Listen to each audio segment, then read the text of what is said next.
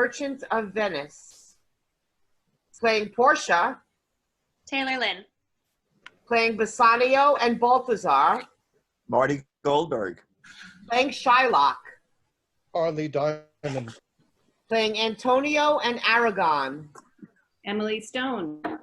Playing Gratiano. John DiFilippo. Playing Jessica, Portia's servant, and Salarino. Rachel Adler. Playing Nerissa and Salarino. Linda Andresano. Playing Old Gobbo, Antonio's servant, Duke and Lorenzo. Michael Janove. Playing the Prince of Morocco, Tubal, Lancelot, and Salario. Richard Chomps Thompson. Richard Michael Thompson. Act 1, Scene 1. Venice, a street. Enter Antonio, Salarino, and Solanio. In sooth, I know not why I am so sad. It wearies me, you say it wearies you.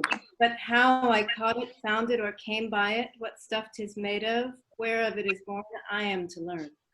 Your mind is tossing. Your mind is tossing on the ocean. There where your argosies with portly sail do overpeer the petty traffickers that curtsy to them, do them reverence. As they fly by them with their woven wings, believe me, sir, had I such venture forth, the better part of my affections would be with my hopes abroad. I should be still, plucking the grass to know where sits the wind, peering in maps for ports and piers and roads and every object that might make me fear misfortune to my ventures, out of doubt would make me sad. My wind cooling my broth would blow me to an argue when I thought what harm a wind too great a sea at sea might do. I should not see the sandy hourglass run, but I should think of shallows and of flats and see my wealthy Andrew docked in sand to kiss her burial.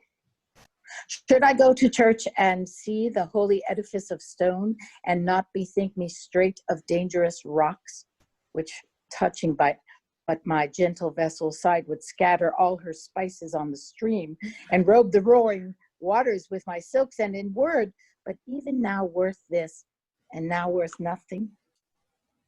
Shall I have the thought to think on this, and shall I lack the thought that such a thing behanced would make me sad? But tell not me. I know Antonio is sad to think upon his merchandise. Believe me, no. I thank my fortune for it. My ventures are not in one bottom trusted, nor to one place, nor is my estate upon the fortune of this present year. Therefore, my merchandise makes me not sad. Why then, you are in love. Fine, fine. Not in love neither? Then let us say you are sad because you are not merry.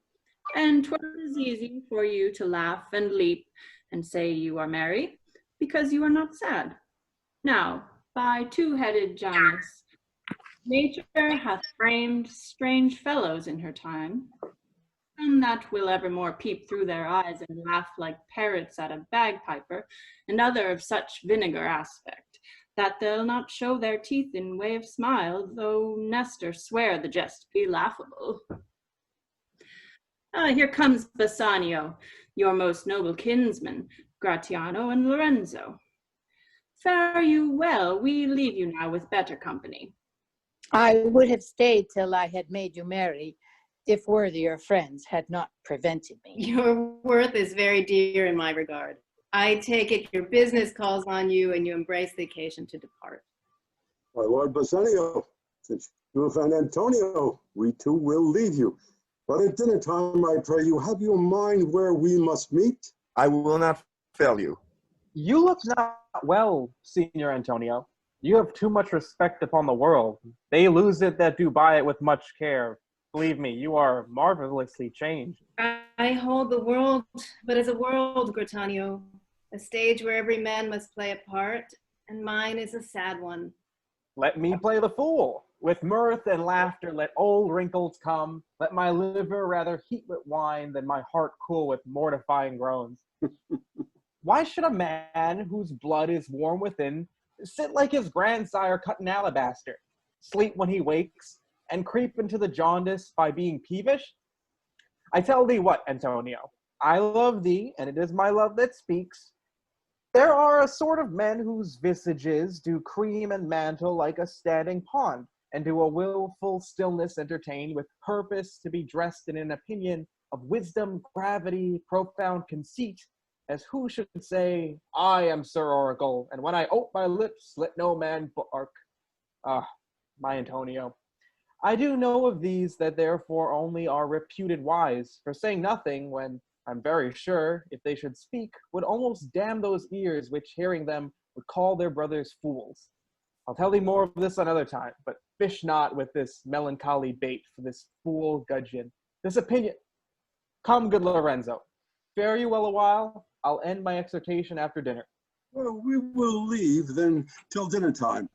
I must be one of those same dumb wise men, for Gratiano never lets me speak.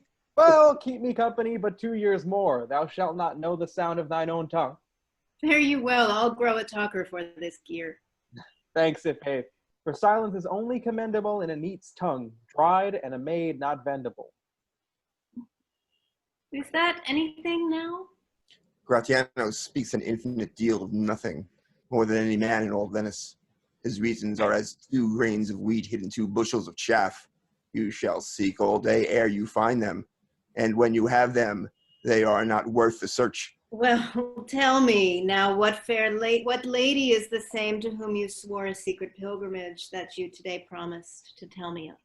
'Tis not unknown to you, Antonio, how much I have disabled mine estate by something showing a more swelling port than my faint means would grant continuance.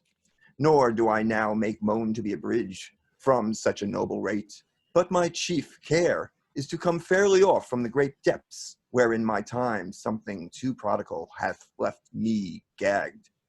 To you, Antonio, I owe the most in money and in love, and from your love I have a warranty to unburden all my plots and purposes. How to get clear of all the debts I owe. I pray you, good Bassanio, let me know it, and if it stand as you yourself still do within my eye of honor, be assured my purse, my person, my extremest means lie all unlocked to your occasions. In my school days, when I had lost 1 shaft, I shot this fellow of the self-same flight, the self-same way with more advised watch to find the other 4th, and by adventuring both, I oft found both. I urge this childhood proof, because what follows is pure innocence. I owe you much, and like a willful youth, that which I owe is lost.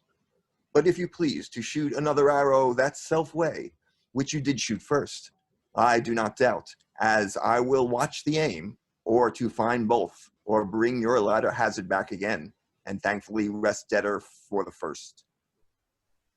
You know me well, and herein spend but time to wind about my love and circumstance. And out of doubt you do me now more wrong in making question of my uttermost than if you had made waste of all I have. Then do but say to me what I should do, that in your knowledge may by me be done, and I am pressed unto it. Therefore, speak. In Belmont is a lady richly left, and she is fair, and fairer than that word of wondrous virtues. Sometimes from her eyes I did receive fair speechless messages. Her name is Portia, nothing undervalued to Cato's daughter, Brutus Portia.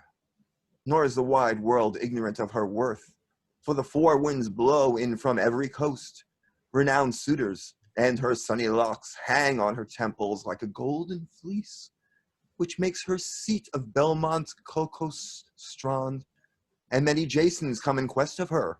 O my Antonio, had I but the means to hold a rival place with one of them, I have a mind presages me such thrift that I should questionless be fortunate. Thou know'st all my fortunes are at sea. Neither have I money nor commodity to raise a present sum. Therefore, go forth, try what my credit can in Venice do. That shall be racked even to the uttermost to furnish thee to Belmont, to fair Portia. go presently inquire. And so will I, where money is, and I no question make, to have it of my trust and for my sake. Exit.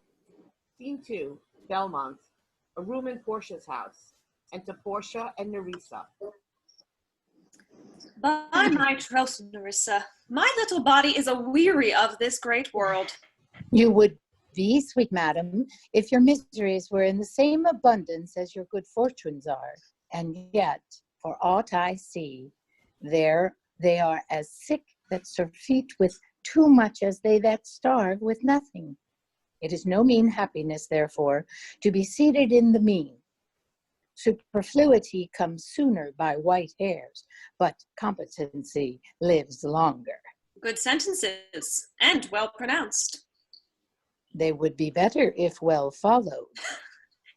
If to do were as easy as to know what were good to do, chapels had been churches, and poor men's cottages princes' palaces. Is a good divine that follows his own instructions. I can easier teach 20 what were good to be done, than be one of the 20 to follow mine own teaching. The brain may devise laws for the blood, but a hot temper leaps o'er a cold decree. Such a hair is madness, the youth, to skip o'er the meshes of a good counsel the cripple. But this reasoning is not in the fashion to choose me a husband. Ugh, oh me, the word choose.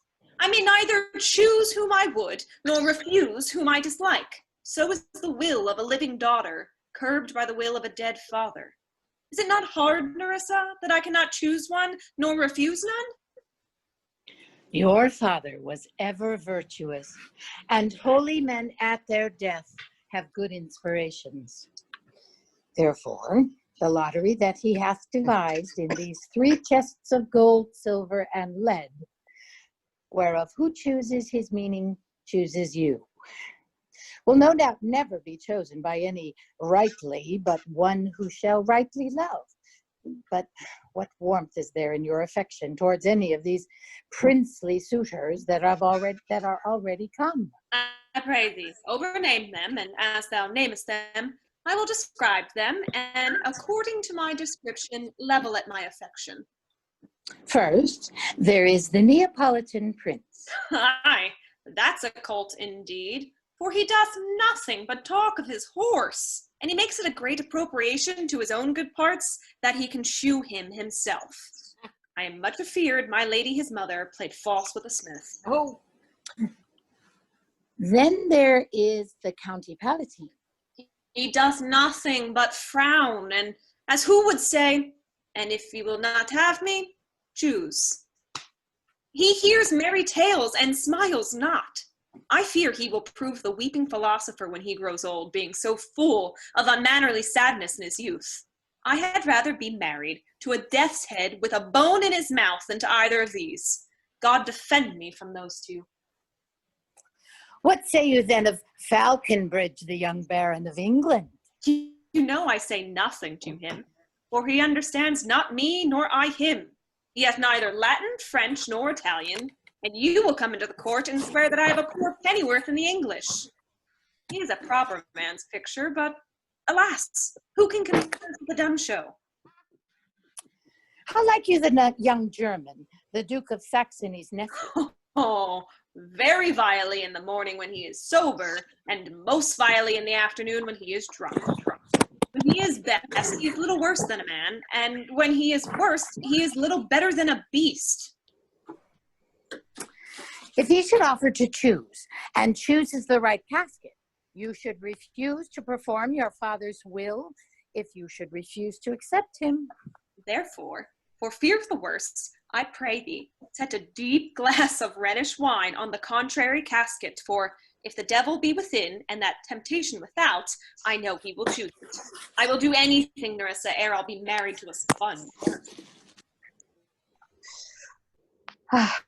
You need not fear, lady, the having any of these lords.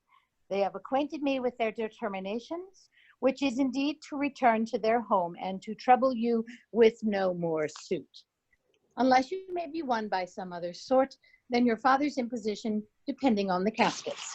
If I live to be as old as Sibylla, I will die as chaste as Diana unless I be obtained by the manner of my father's will. I am glad this parcel of wooers are so reasonable, for not one among them but I dote on his very absence. And I pray God grant them a fair departure. Do you not remember, lady, in your father's time, a Venetian, a scholar and a soldier that came hither in company of the Marquis of Montfort? Yes, yes, it was Bassiano, as I think he was called. True, madam. He, of all the men that ever my foolish eyes locked upon, was the best deserving a fair lady. I remember him well, and I remember him worthy of thy praise.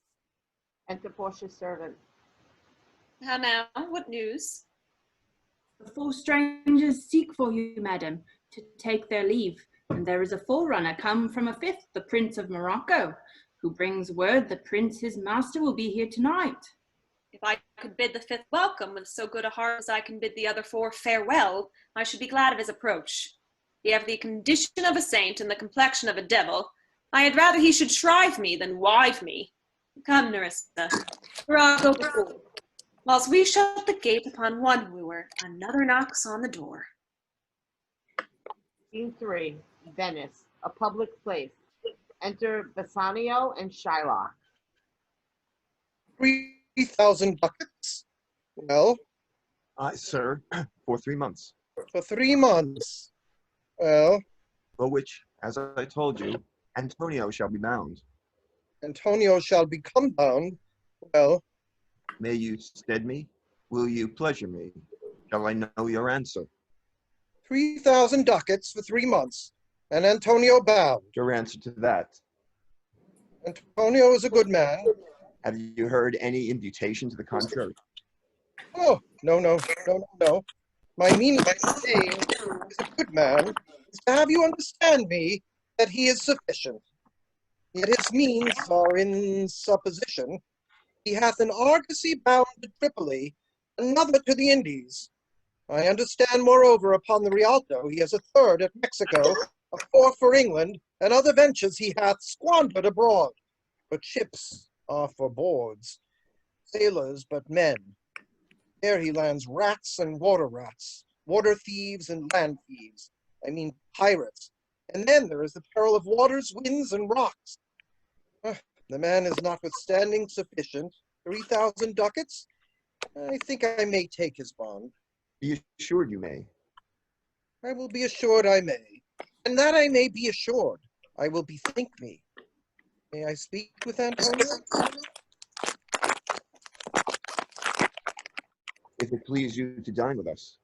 Yes. To smell pork, to eat of the habitation which your prophet and Nazarite conjured the devil into. I will buy with you, sell with you, talk with you, walk with you, and so following. But I will not eat with you, drink with you, nor pray with you. Who is he comes here? This is Signor Antonio. How like a fawning publican he looks. I hate him, for he is a Christian, but more for that in low simplicity. He lends out money gratis and brings down the weight of usuance here with us in Venice. If I can catch him once upon the hip, I will feed fat the ancient grudge I bear him. He hates our sacred nation, and he rails. Even there where merchants most do congregate on me, my bargains, and my well-won thrift, which he calls interests. Cursed be my tribe if I forgive him. Shylock, do you hear? I am debating of my present store, and by the near guess of my memory, I cannot instantly raise up the gross of full 3,000 ducats. What of that? Tubal, a wealthy Hebrew of my tribe, will furnish me. Rest you fair, good senor. Your worship was the last man in our mouths. Shylock, albeit I neither lend nor borrow, by taking nor by giving of excess, yet to supply the ripe wants of my friend, I'll break a custom. Is he yet possessed? How much you would? Aye, 3,000 ducats. And for 3 months. You told me so. Well then, your bond, and let me see, but hear you, methought you said you neither lend nor borrow upon advantage. I do never use it. When Jacob raised his uncle Laban sheep, this Jacob from our holy Abram was, as his wise mother wrought in his behalf, the third possessor, he was the third. And what of him? Did he take interest? No, not take interest, not as you would say, directly interest. Mark what Jacob did. When Laban and himself were compromised, that all the eanlings which were streaked and pied should fall as Jacob's hire, the ewes being rank, in the end of autumn turned to the rams. And when the work of generation was between these woolly breeders in the act, the skillful shepherd peeled me certain wands, and in the doing of the deed of kind, he stuck them up before the fulsome ewes, who then conceiving, did in evening time fall party-colored lambs, and those were Jacob's. This was a way to thrive, and he was blessed, and thrift is blessing, if men steal it not. This was a venture, sir, that Jacob served for, a thing not in his power to bring to pass, but swayed and fashioned by the hand of heaven. And this inserted to make interest good? Or is your gold and silver ewes and rams? I cannot tell. I make it breed as fast, but note me, senor. Mark you this, Bassanio. The devil can cite scripture for his purpose. An evil soul producing holy witnesses like a villain with a smiling cheek, a goodly apple rotten at the heart. Oh, what a goodly outside falsehood hath. 3,000 ducats. 'Tis a good round sum. 3 months from 12. And let me see the rate. Well, Shylock, shall we be beholding to you?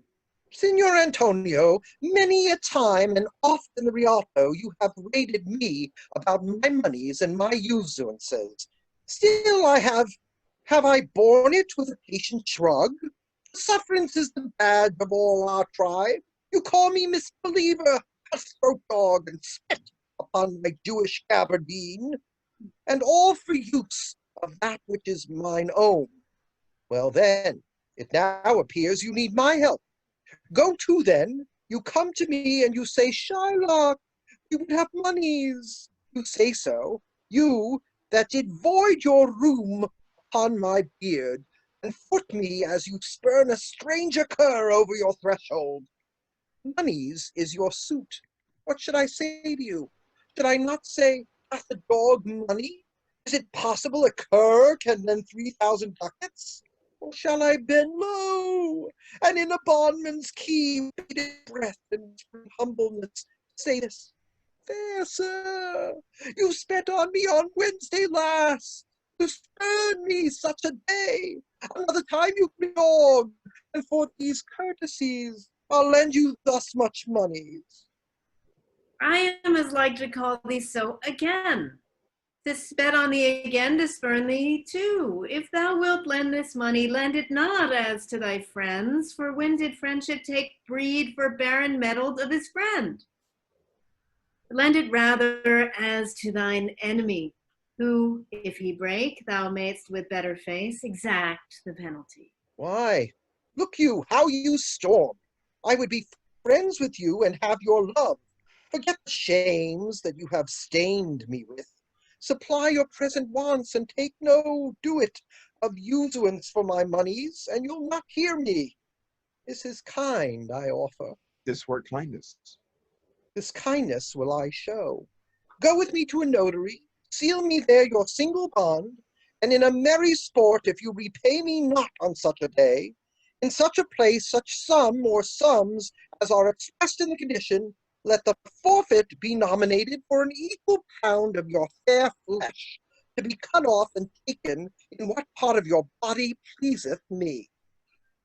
Content in faith. I'll seal to such a bond and say there is much kindness in the Jew. You shall not seal to such a bond for me. I'll rather dwell in my necessity. Why, fear not, man, I will not forfeit it.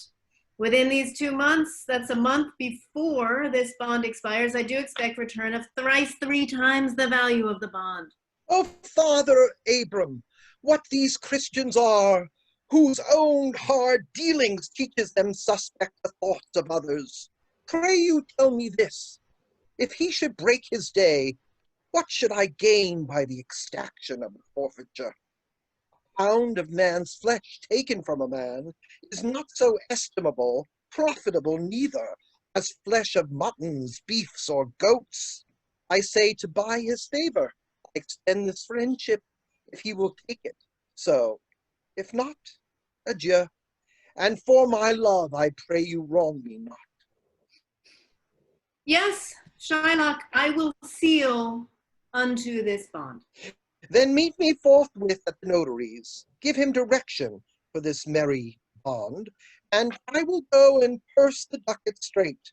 See to my house left in the fearful guard of an unthrifty knave, and presently I will be with you. Hide thee, gentle Jew. The Hebrew turns Christian. He grows kind. I like not fair terms and the villain's mind. Come on, in this there can be no dismay. My ships come home a month before the day. Act 2, Scene 1, Belmont, a room in Portia's house. Flourish of cornets. Enter the Prince of Morocco and his train. Portia, Nerissa, and others attending.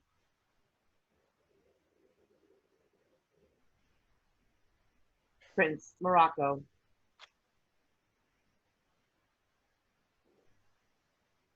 Anyone want to marry me? What's that character's name? Is that Balthazar? No, it's Richard. No, Morocco. It's Richard Thompson. Oh, Oh, excuse me. Okay, excuse I me. thought so. Mislike me, not for my complexion, the shadow livery of thy burnished sun? To whom am I a neighbor and near bred? Bring me the fairest creature northward born, where Phoebe's fire scarce flaws of icicles, and let us make incision for your love, to prove whose blood is reddest, his or mine. I tell thee, lady, this aspect of mine hath feared the valiant, and by my love I swear, the best regarded virgins of our clime have loved it too. I would not change this hue, except to steal your thoughts, my gentle queen. In terms of choice, I am not solely led by nice direction of a maiden's eyes. Besides, the lottery of my destiny bars me the right of voluntary choosing.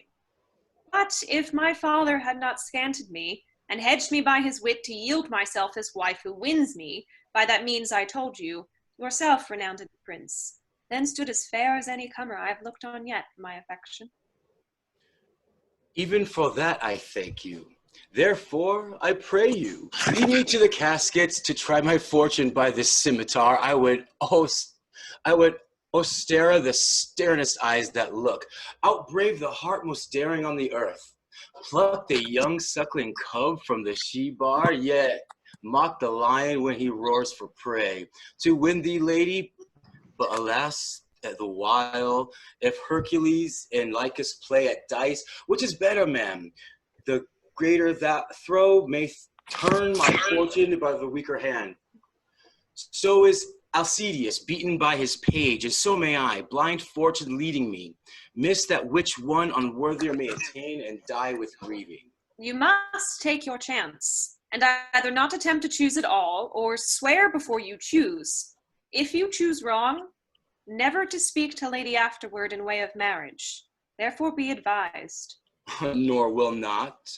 Come, bring me unto my chance. First, forward to the temple. After dinner, your hazard shall be made. Good fortune, then, to make me blessed or cursed among men.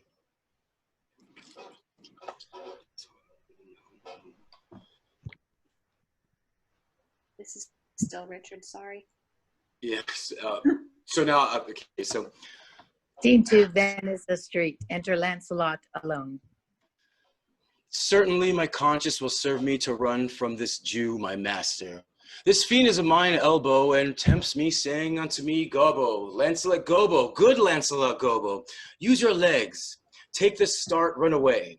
My conscience says no. Take heed, honest Lancelot. Take heed, honest Gobbo. Do not run. Scorn running with thy heels. Well, the most courageous fiend binds me pack. Fia, says the fiend. Away, says the fiend. For the heavens rouse up a brave mind, says the fiend, and run.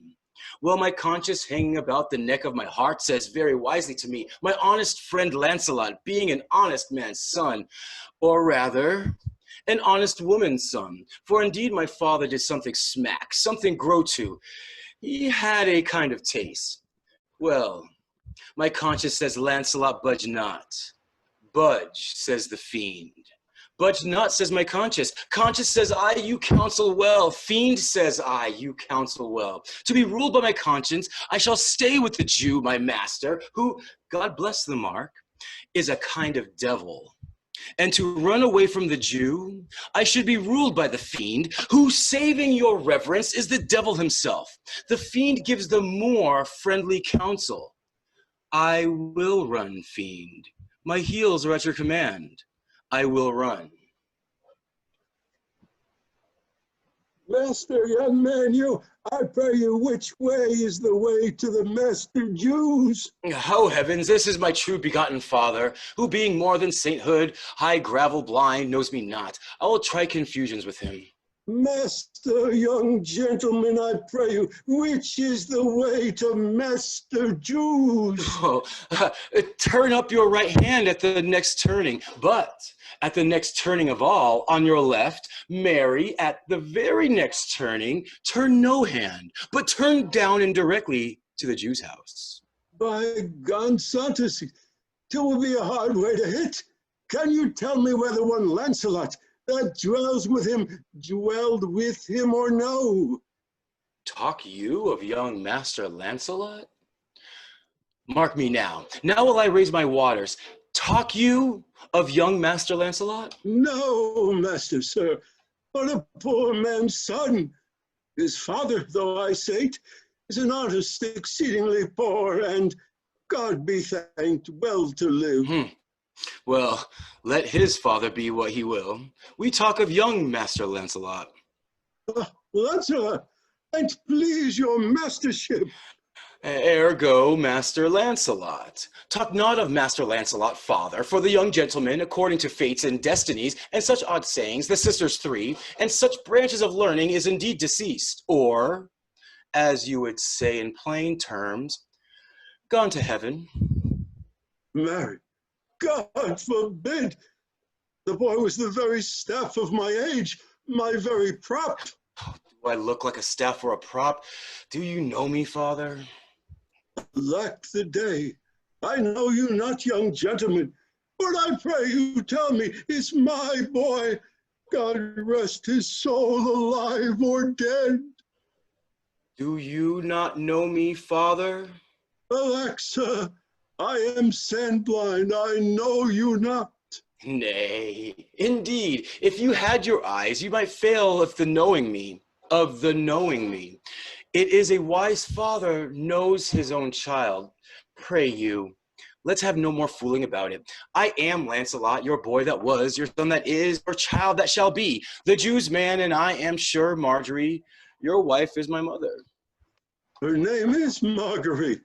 Indeed, I'll be sworn, if thou be Lancelot, thou art mine own flesh and blood. Lord, worship mighty be, what a beard hast thou got? Thou hast got more hair on thy chin than Dublin my billy horse has on his tail. It should seem, then, that Dobbin's tail grows backwards. I am sure he had more hair on his tail than I have on my face when I last saw him. Lord, how art thou changed? How dost thou and thy master agree? I have brought him a present. How do you know? Well, well.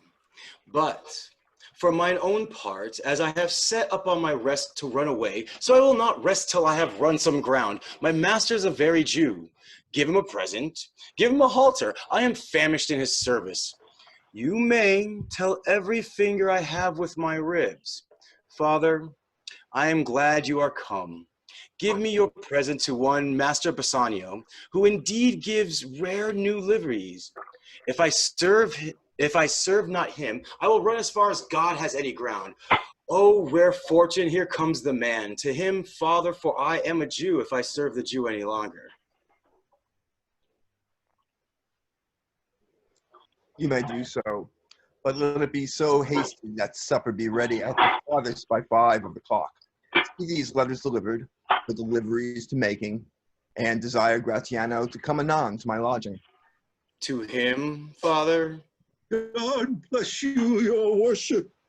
Gramercy, wouldst thou aught with me? Here's my boy, sir, a poor boy. Not a poor boy, sir, but the rich Jew's man. That would, sir, as my father shall specify. He hath a great infection, sir, as one would say to serve. Indeed, the short and the long is, I serve the Jew, and have a desire, as my father shall specify. His master and him, saving your worship's wrists, are scarce cater cousins. To be brief, the very truth is that the Jew, having me wrong, does cause me, as my father being, I hope, an old man, shall fruitfully unto you. I have here a dish of doves that I would bestow upon worship. My suit is In very brief, the suit is impertinent to myself, as your worship shall know by this honest old man. If I say it, though old man, yet poor man, my father. One speak for both. What would you? Serve you, sir. This is the very effect of the matter, sir. I know thee well. Thou hast obtained thy suit. Shylock thy master spoke with me this day, and hath preferred thee, if it be preferment to leave Jew's service, to become the follower of so poor a gentleman. The old proverb is very well parted between my master Shylock and you. You have the grace of God, sir, and he hath enough. Thou spit well.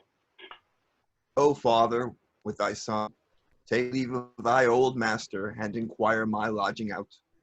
Well, I shall have good fortune go too. Father, come. I'll take my leave of the Jew in the twinkling of an eye. I pray thee, good Leonardo, think on these things being brought and orderly bestowed. Return in haste, for I feast tonight my best esteemed acquaintance. Hie thee, go. See, Bassanio, Tiano, I have a suit. you have Yeah. You must not deny me. I must go with you to Amazing. Belmont. Why then you must. But bear thee, Gratiano, thou art too wild, too rude and bold a voice. Parts of that become Oh, thee wow. happily enough, and in each eyes as ours appear not. But where thou art known, why there they show something too liberal. Pray thee pain to allay some cold dropsy, skipping spirit, least through thy behavior I be misconstrued in the places I go to, and lose my hopes. Senior Bassanio, hear me. If I do not put on a sober habit, talk with respect, and swear, but now and then, wear prayer books in my pit, look dimly, nay more, while grace is saying, hood my eyes, thus with my hat, and sigh and say, Amen, whose all the observance of all civility, like one well studied in the sad ostent, to please his grandam, or trust me more. Well, we shall see your bearing. Nay, but bar tonight. I'll not gauge what we do tonight. No, that were pity. I would rather to put on your boldest suit of mirth, for we have friends that this merriment. But fare you well, I have some business. And I must to Lorenzo and the rest, but we will visit you at supper time. Scene 3, the same. A room in Shylock's house. Enter Jessica and Lancelot. I am sorry thou leave my father. Our house is full, and thou, merry devil, didst rob it of some taste of tedious. Fare thee well. There is a ducat and Lancelot soon at supper shalt thou see Lorenzo, who is the master's guest. Give him, do it secretly, so farewell. Would not have my father see me and talk with thee. Adieu. This exhibit my tongue, most beautiful pagan, most sweet too. If a Christian did not play the knave and get thee, I am much deceived. But adieu. These foolish drops do something drown my manly spirit. Adieu. Farewell, good Lancelot. Lack, what heinous sin is it in me to be ashamed to be my first child? But though I am better to his blood, I am not to his manners. Oh, Lorenzo, if thou keep promise, I shall end this strife, become a Christian and thy loving wife. Scene 4, the same, a street. Enter Gratiano, Lorenzo, Salarino, and Solanio. Hey, we'll slink away in supper time. Disguise us at my lodging and return all in an hour. We not made good preparation. We have not spoke, we have not spoke as yet of torchbearers. 'Tis now but clock, 2 hours to finish us.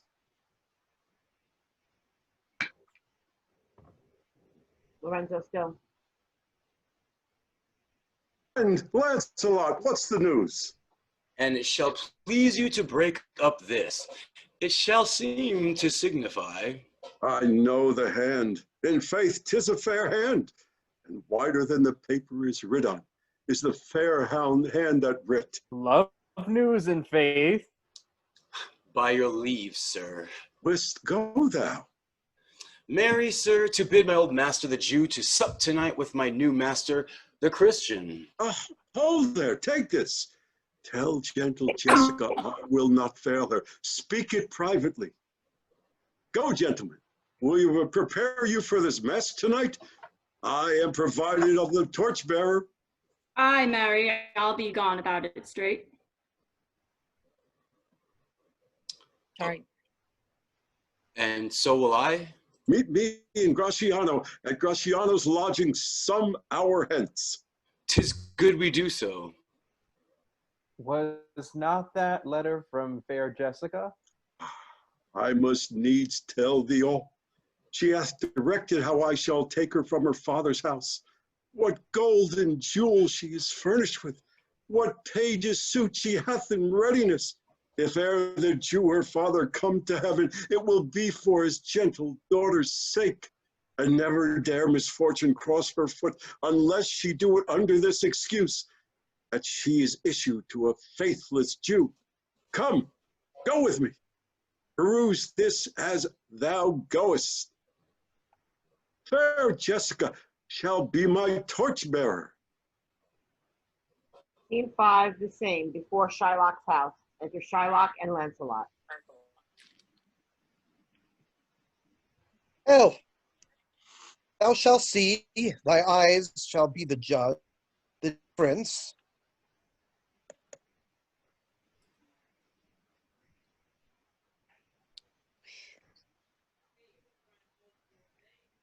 I'm sorry, the script disappeared. Give me a second. Okay.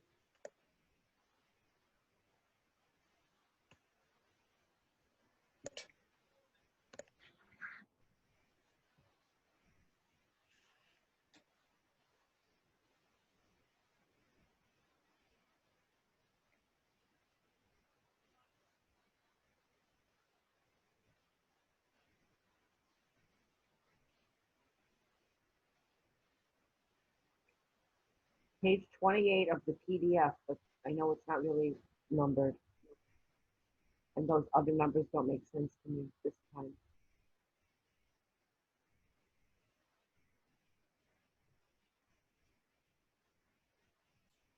Scene 5, the same, before Shylock's house. Enter Shylock and Lancelot.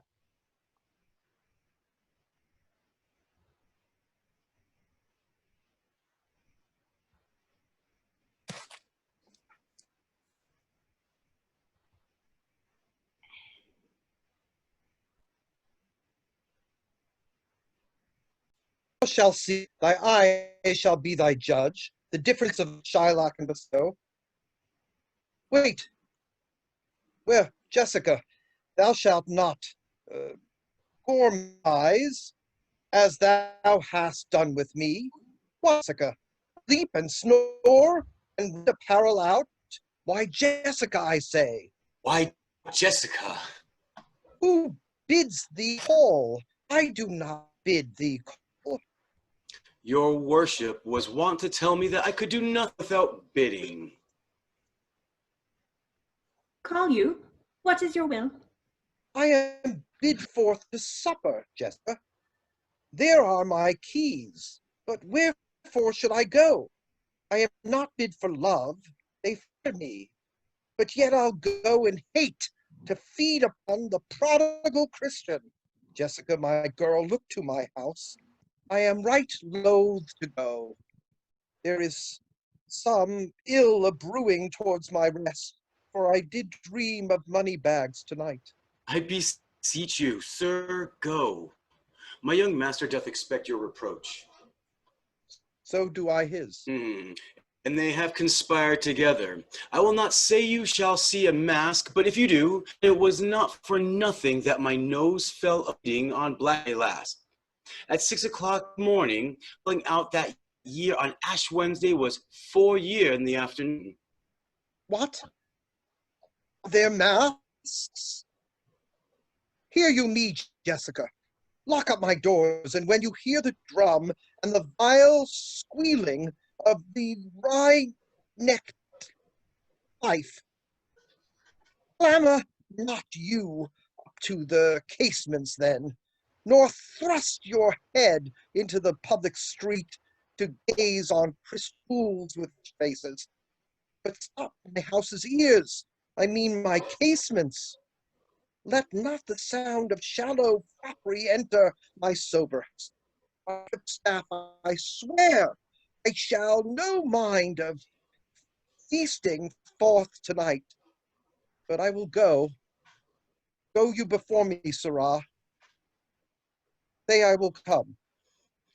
I will go before, sir. Mistress, look out at the window of all this. There will come a Christian by. Will be worth a Jew's eye. What says that foot of Hagar's offspring? Ah! His words, farewell, mistress, nothing else. The patch, kind enough, but a huge feeder. Snail slow in profit, and sleeps by day more than the wildcat. Owns hive, not with me, therefore part with him, to one that would have him help to waste his borrowed purse. Well, Jessica, go in. Perhaps I will return immediately. Do as I bid you. Shut doors after you. Fast find a proverb for stale and thrifty mind. Farewell. And if my fortune be not crossed, I have a father, you a daughter lost. Scene 6, the same. Enter Gratiano and Salarino, masked. This is the penthouse under which Lorenzo desired us to make stand, His hour is almost past. and it is marvel he outdwells his hour, for lovers ever run before the clock. Oh, 10 times faster Venus's pigeons fly to see a love's bonds new made. Then they are wont to keep obliged faith unforfeited. That ever holds. Who riseth from a feast with that keen appetite that he sits down? Where is the horse that doth untread again his tedious measures with the unbated fire that he did taste them first? All things that are with more spirit chased than enjoyed. Here comes Lorenzo. More of this hereafter. Wait, friends, your patience for my long abode. Not I, but my affairs have I made you wait. When you shall please to play the thieves for wives, I'll watch as long as you then. Approach. Here dwells my father Jew. Ah, who within? Who are you? Tell me for more certainty. albeit I'll swear that I do know your tongue. Lorenzo, and thy love. Lorenzo, certain, and my love indeed, for who love I so much? And now, who knows but you, Lorenzo, whether I am yours? Heaven and thy thoughts are witness to thou art. Here, catch this casket. It is worth the pains. I am glad 'tis night. You do not look on me, for I am much ashamed of my exchange. But love is blind, and lovers cannot see the pretty follies that themselves commit. Or if they could, Cupid himself would blush to see me thus transformed to a boy. Descend, for you must be my torchbearer. What? Must I hold a candle to my shames? They in themselves are too light. Why, 'tis an office of discovery, love, and I should be obscured. So are you sweet, even in the lovely garnish of a boy. But come at once, for the close night doth play the runaway, and we are stayed for at Bassiano's feast.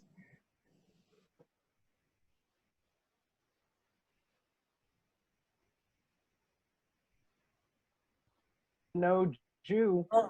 Beshrew me, but I love her heartily, for she is wise, if I can judge her, and fair she is, if that mine eyes be true. And true she is, as hath proved herself, and therefore, like herself, wise, fair, and true, shall she be placed in my constant soul. Oh, what art thou come? Oh, gentlemen, away! Our masquerading mates by this time for us stay. Who's there? Signor Antonio? Fine, Gratiano. Where are all the rest? It's 9 o'clock. Our friends all stay for you. No mask tonight. The wind is to come about. Bassiano presently will go aboard. I have sent 20 out to seek for you. I am glad on it. I desire no more delight than to be under sail and gone tonight.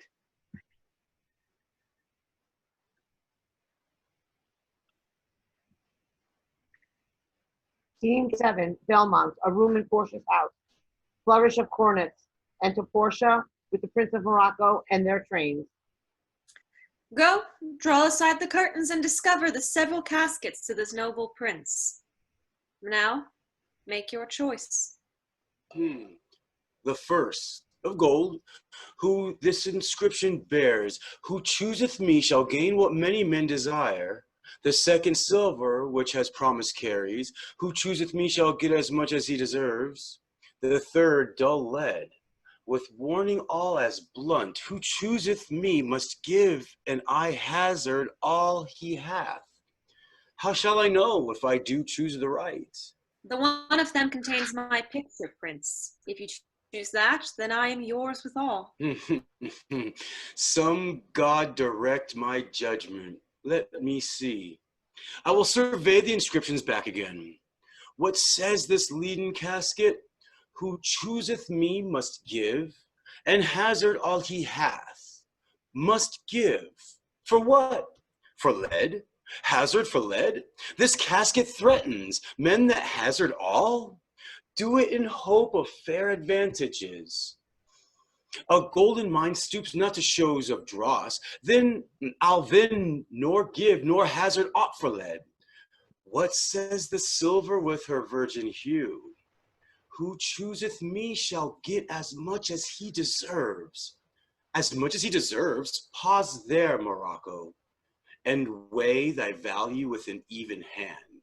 If they best rated by thy estimation, thou dost deserve enough, and yet enough may not extend so far as to the lady. And yet to be afraid of my deserving were but a weak disabled of myself, as much as I deserve. Why, that's the lady. I do in birth deserve her, and in fortunes and graces and in qualities of breeding, but more than these, in love, I do deserve. What if I strayed no further, but chose her, chose here? Let's see once more this saying graved in gold. Who chooseth me shall gain what many men desire. Why, that's the lady.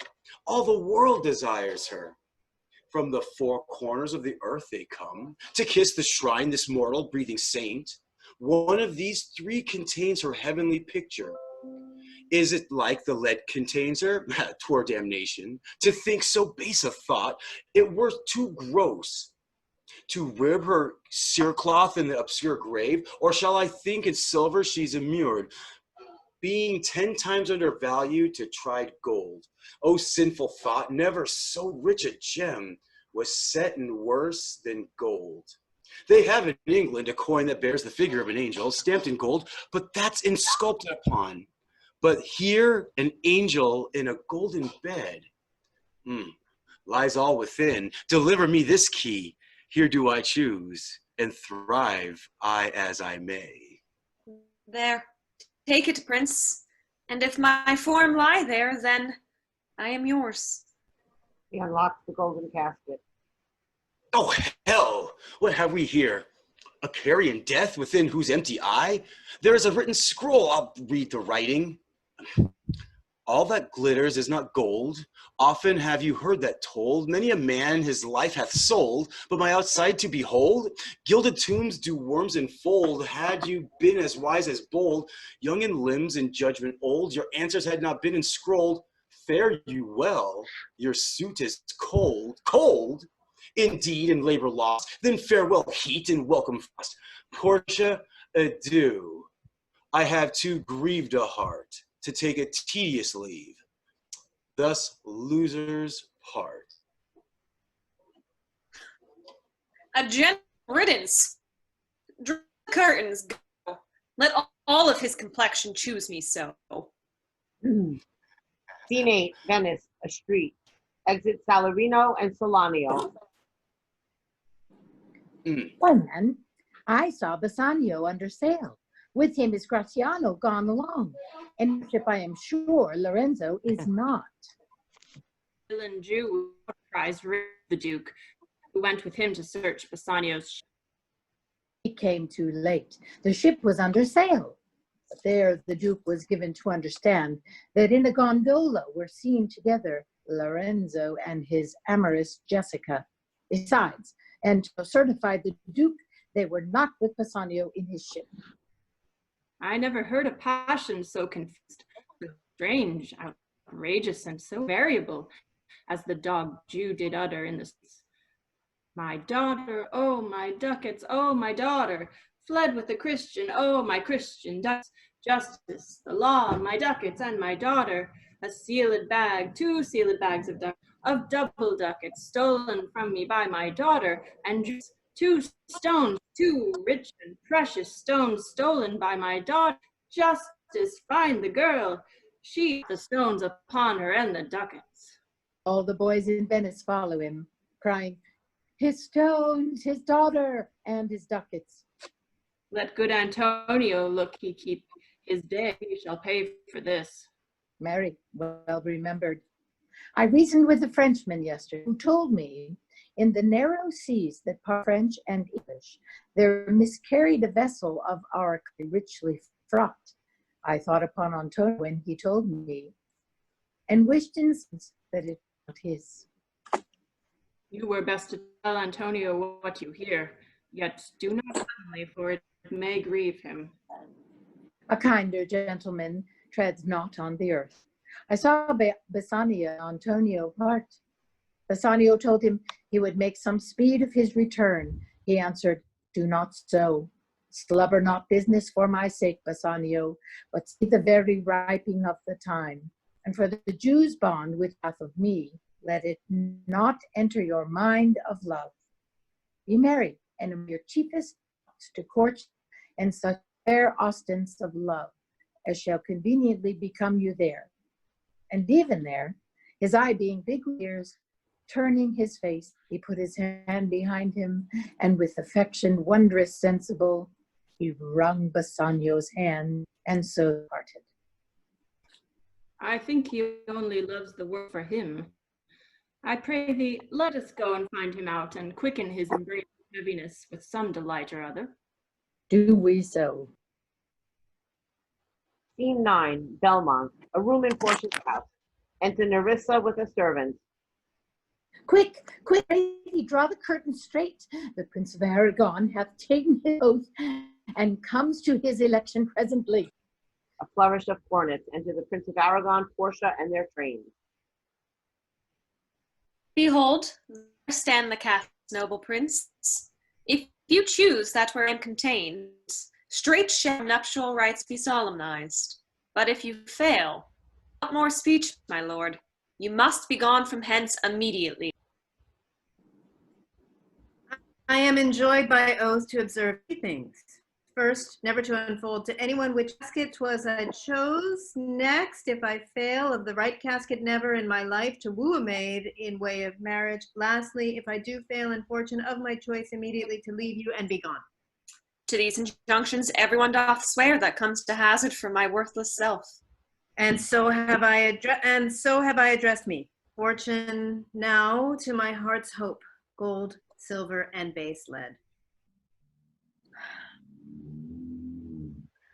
Who chooseth he must give and hazard all he hath. You shall look fairer ere I give order. What says the golden chest? Let me see. Who chooseth me shall gain many men desire. What many men desire, that many may be meant by the fool multitude that choose by show, not learning more than the fond eye doth. I will not choose many men desire, because I will not jump with common spirits and rank me with the barbarous multitudes. I then to thee, thou silver treasure house, tell me once more what title thou dost bear. Who chooses me shall get as much as he deserves. And well said too, for who shall go about to fortune and be honorable without the stamp of merit? Let none presume to wear an undeserved dignity. Who chooseth me shall get as much as he deserves. I will assume desert. Give me a key for this and instantly unlock my fortunes here. He is given a key and opens the silver casket.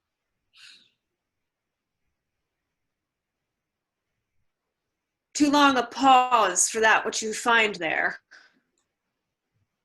What's here? The portrait of a blinking idiot, presenting me a schedule. I will read it.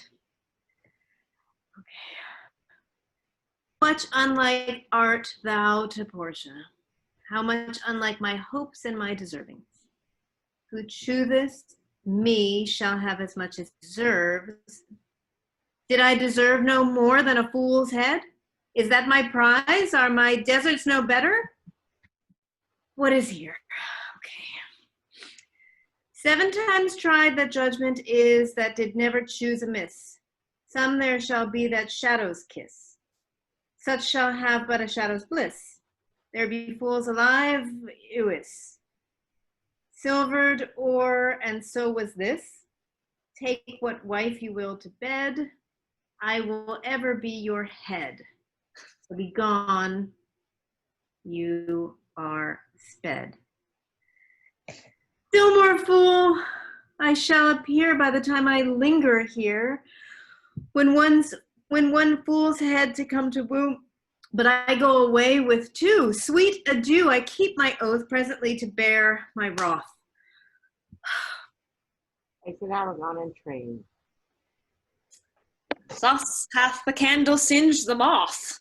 Oh, these deliberate fools! When they do choose, they have the wisdom by their wit to lose. The ancient saying is no heresy. Hanging and wiving goes by destiny. Come, draw the curtain, Nerissa. Where is milady? Here. What would my lord? Madam, there is alighted at your gate a young Venetian, one that comes before to signify the approaching of his lord, wit, besides commands and courteous breath, gifts of rich value, yet I have not seen so likely an ambassador of love. The day in April never came so sweet to show how quickly summer was at hand, as this forswearer comes before his lord. No more, I pray thee. I am afeard that thou wilt say anon he is some kin to thee. Thou spend such a high day wit in praising him. Come, come, Nerissa, for I long to see quick Cupid's post that comes so merrily. Bassanio, Lord Love, if will it be? Act 3, Scene 1, Venice, a street. Enter Solanio and Salarino. Now, what news on the Rialto? Why, yet it lives. There unchecked that Antonio has a ship of rich lading wracked on the narrow seas, a very dangerous flat and fatal, where the carcasses of many a tall ship lie buried, as they say, if my gossip report be an honest woman of word.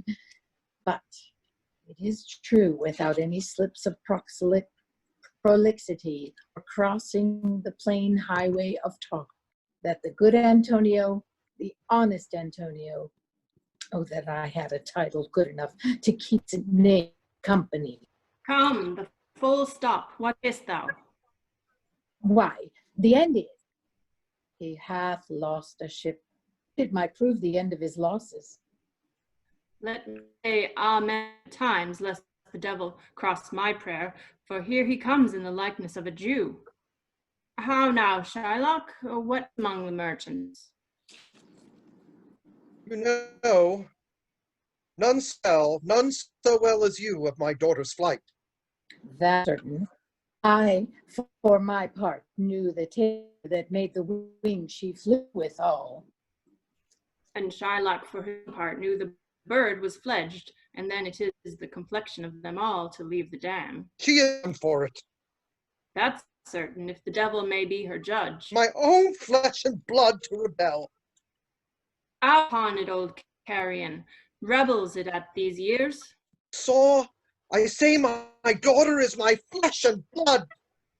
More difference between thy flesh and hers, between jet and ivory, more between your bloods than between red wine and Rhenish.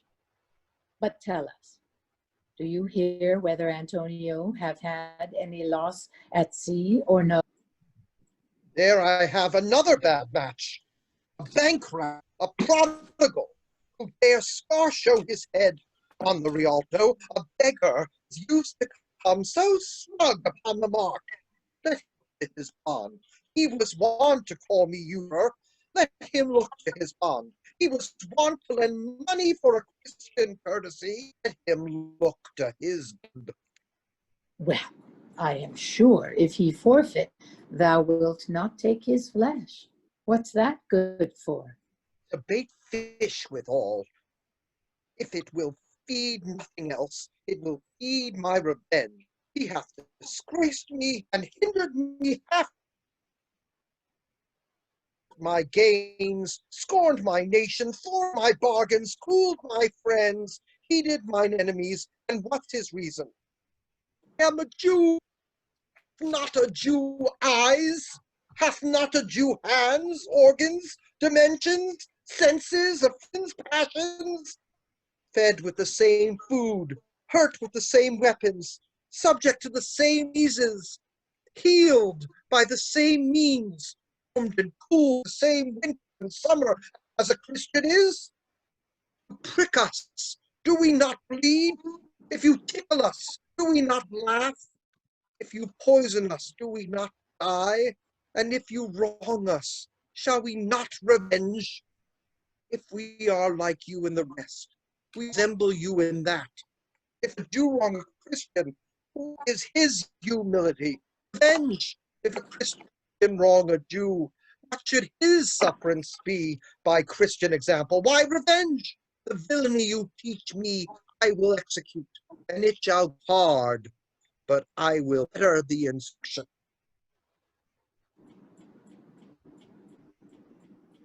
Gentlemen, my master Antonio is at his house and desires to speak with you both. We have up and down to seek him. Here comes of the tribe. A third cannot be matched unless the devil himself turn Jew. How, Tubal? What news, Genoa? Hast thou found my daughter? Often came where I did hear of her, but cannot find her. Why, there. A diamond bond cost me 2,000 ducats in Frankfurt. The curse never fell upon our nation till now. I have felt it now. 2,000 ducats in that.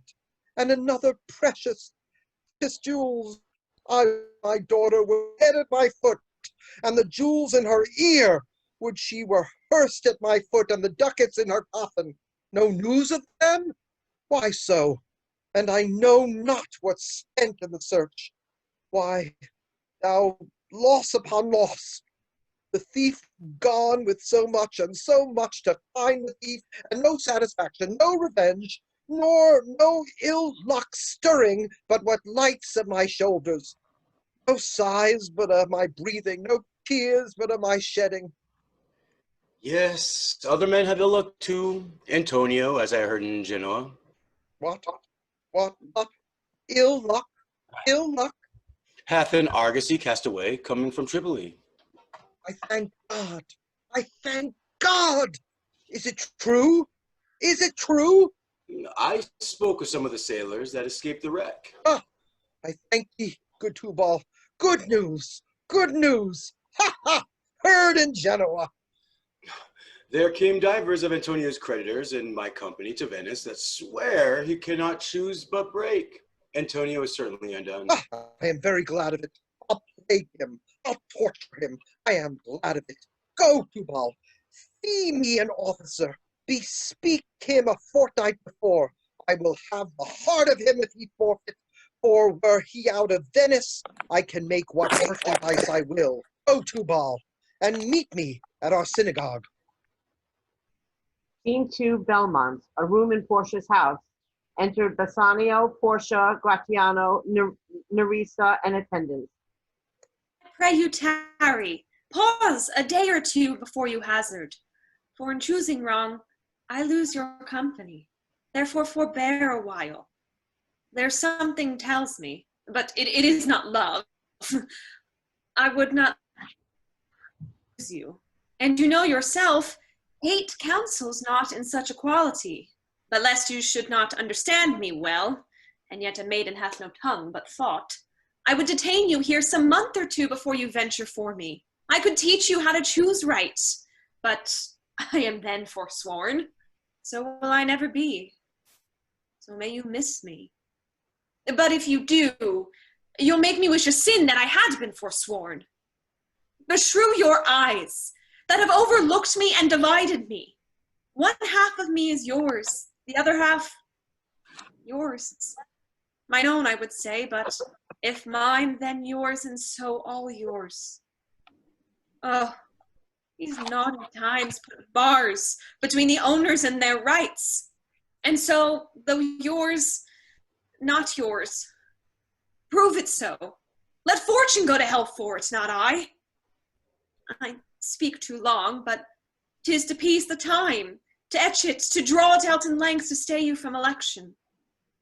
Let me choose, for as I am, I live upon the rack. Upon the rack, Bassanio? Then confess what treason there is mingled with your love.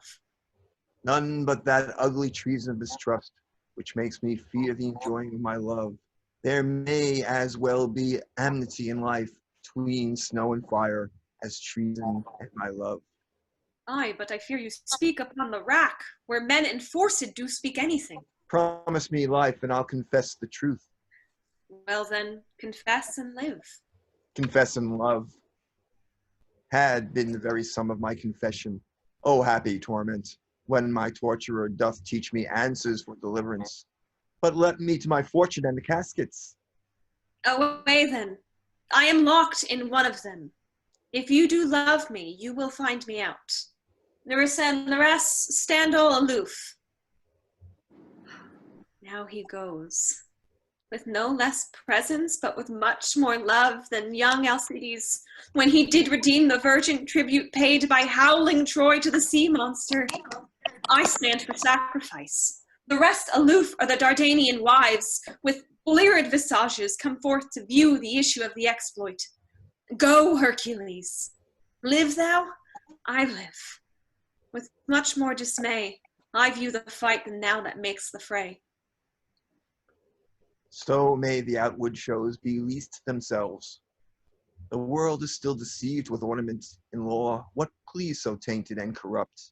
But, being seasoned with a gracious voice, obscures the show of evil. In religion, what damned error but some sober brow will bless it and approve it with a text, hiding the grossness with a fair ornament. There is no vice so simple, but assumes some mark of virtue on his outward parts.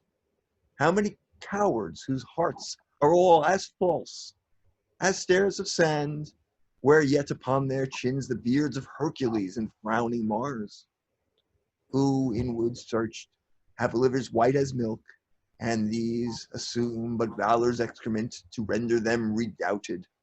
Therefore, thou gaudy gold, I will none of thee, nor none of thee, thou pale and common drudge tween man and man. But thou meager lead, which rather threatenst than dost promised aught, thy paleness moves me more than eloquence. And here choose I, joy be the consequence.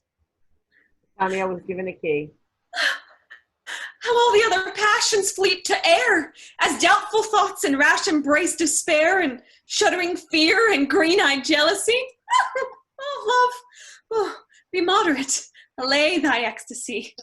In measure, reign thy joy, scant this excess. I feel too much thy blessing. What find I here? Fair Portia's counterfeit. Oh, what demigod hath come so near creation? Move these eyes, or whether riding on the balls of mine, seem thy in motion? Oh, here are severed lips parted with sugar breath, so sweet a bar should shudder such sweet friends. Here in her hairs the painter plays the spider, and hath woven a golden mesh to entrap the hearts of men faster than gnats and cobwebs. But her eyes, how could he see to do them? Having made one, methinks it should have power to steal both his and leave itself unfurnished. Yet look how far the substance of my praise doth wrong the shadow in underprizing it. So far the shadow doth limp behind the substance. Here's the scroll, the continent and summary of my fortune. Ahem. You choose not by the view, chance as fair and choose as true. Since this fortune falls to you, be content and seek no new. If you be well pleased with this and hold your fortune for your bliss, turn you where your lady is and claim her with a loving kiss. A gentle scroll, fair lady, by your leave, I come by note to give and to receive. Like one of two contending in a prize, thou thinks he hath done well in people's eyes, hearing applause and universal shout, giddy in spirits, still gazing in a doubt, whether these pearls of praise be his or no. So, thrice, fair lady, stand I even so, as doubtful whether what I see be true, until confirmed, signed, ratified by you. See me, Lord Bassanio, where I stand, such as I am. Though for myself alone I would not be ambitious in my wish to wish myself much better, yet for you, I would be trebled 20 times myself, 1,000 times more fair, 10,000 times more rich, that only to stand high in your account I might in virtues, beauties, livings, friends exceed account. But the full sum of me is sum of something, which, determined gross, is an unlessoned girl, unschooled, unpracticed. Happy in this she is not yet so old, but she may learn. Happier than this, she's not bred so dull, but she can learn. Happiest of all is that her gentle spirit commits itself to yours to be directed, as from her lord, her governor, her king, myself, and what is mine to you and yours is now converted. But now I was the lord of this fair mansion, masters of my servants, queen or myself. Even now, but now, this house, these servants, and this same myself are yours, my lords. I give them with this ring, which, when you part from, lose, or give away, let it presage the ruin of your love, and be my vantage to exclaim on you. Madam, you have bereft me of all words. Only my blood speaks to you in my veins. With this ring, when this ring parts from this finger, then parts life from hence. Oh, then be bold to say Bassanio's dead. My lord and lady, it is now our time, that have stood by and seen our wishes prosper, to cry, good joy, my lord and lady. My lord Bassanio and my gentle lady, I wish you all the joy that you can wish, for I am sure you can wish none for me. And when your honors mean to solemnize the bargain of your faith, I do beseech you, even at that time, I may be married too. All my heart, so thou canst get away. I thank your lordship. You have got me one. My eyes, my lord, can look as swift as yours. You saw the mistress, I beheld the maid. You loved, I loved. For intermission, no more pertains to me, my lord, than you. Your fortunes upon the casket there, and so did mine too, as the matter falls. For wooing here until I sweat again, and sweating until my very roof was dry, with oaths of love at last, if promise last. I had a promise of this fair one here to have her love, provided that your fortune achieved her mistress. Is this true, Nerissa? Madam, it is. So you stand pleased with all? And do you, GRATIANO, me good faith? Yes, faith, my lord. Our feast shall be much honored in your marriage. Ah, but who comes here? Lorenzo and his infidel? What? And my old Venetian friend, Salario. Lorenzo and Salario, welcome hither. If that the youth of my new interest here, power to bid you welcome. By your leave, I bid my very friends and countrymen, sweet Portia, welcome. So do I, my lord. They are entirely welcome. I thank your honor. For my part, my lord, my purpose was not to have seen you here. But meeting with Salario, by the way, he didn't treat me past all sayings, nay, to come with him alone. I did, my lord, and I have reason for it. Signor Antonio commends him to you.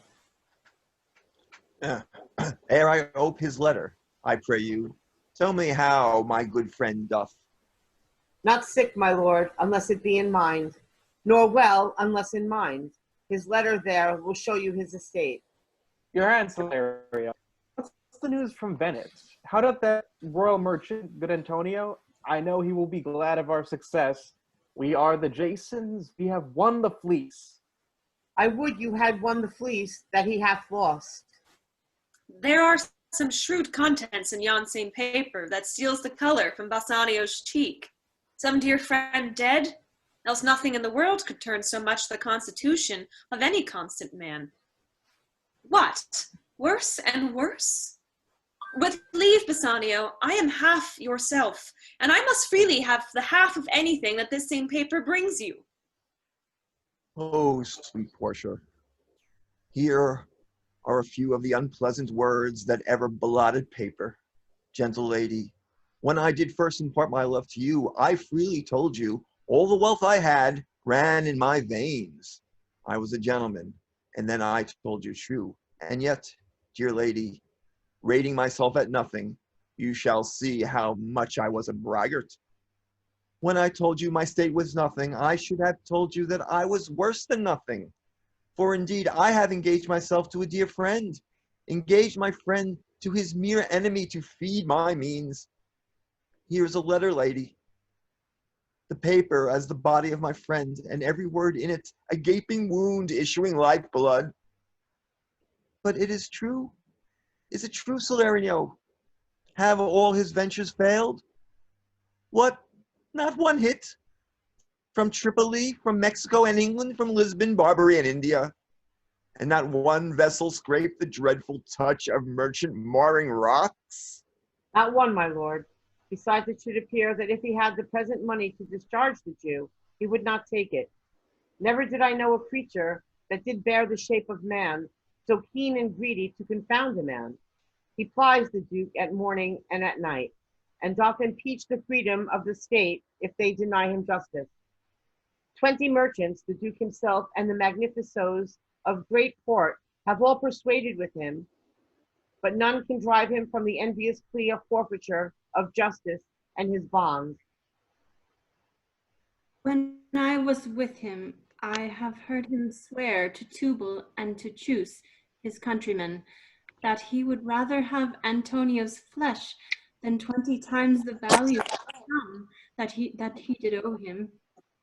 And I know, my lord, if law, authority, and power deny not, it will go hard with poor Antonio. Sweet Bassanio, my ships have all miscarried. My creditors grow cruel, my estate is very low, my bond to the Jew is forfeit, and since in paying it, it is impossible I should live. All debts are cleared between you and I, if I might but see you at my death. Notwithstanding, use your pleasure. If your love do not persuade you to come, let not my letter. Is it your dear friend that is thus in trouble? The dearest friend to me, the kindest man, the best conditioned and unwearied spirit in doing courtesies, and one in whom the ancient Roman honor more appears than any that draws breath in Italy. What sum owes he the Jew? For me, 3,000 ducats. What? No more? Pay him 6,000 and deface the bond. Double 6,000 and then treble that, before a friend of this description shall lose a hair through Bassanio's fault. First, go with me to church and call me wife, and then away to Venice to your friend. For never shall you lie by Portia's side with an unquiet soul. You shall have gold to pay the petty debt 20 times over. When it is paid, bring your true friend along. My maid Nerissa and myself meantime live as maids and widows. Since I have your good leave to go away, I will make haste. But till I come again, no bed shall ever be guilty of my stay. No rest be interposer twixt us twain. Scene 3, Venice, a street. Enter Shylock, Salarino, Antonio, and Jailer. Jailer, look to him. Tell not me of mercy. This is the fool that lent out money. Gratis. Jailer, look to him. Hear me yet, good Shylock. I'll have my bond. Speak not against my bond. I have sworn an oath that I will have my bond. Thou call'st me dog before thou hadst a cause. But since I am a dog, beware my fangs. The Duke shall grant me justice, I do wonder. Thou naughty jailer, that thou art so fond to come abroad with him at his request. I pray you hear me speak. I'll have my bond. I will not hear thee speak. I'll have my bond, and therefore speak no more. I'll not be made a soft and dull-eyed fool to shake the head, relent, and sigh, and yield to Christian intercessors. Follow not. I'll have no speaking. I will have my bond. It is the most impenetrable curb that ever kept with men. Let him alone. I'll follow him no more with bootless prayers. He seeks my life. His reason well I know. I oft delivered from his forfeitures. Many that have at times made moan to me. Therefore, he hates me. I am sure the Duke will never grant this forfeiture to hold. The Duke cannot deny the course of law, for the commodity that strangers have with us in Venice, if it be denied, will much impeach the justice of his state, since that the trade and profit of the city consisteth of all nations. Therefore, go, These griefs and losses have so baited me that I shall hardly spare a pound of flesh tomorrow for my bloody creditors. Well, jailer, on. Pray God, Bassanio come to see me pay his debt, and then I care not.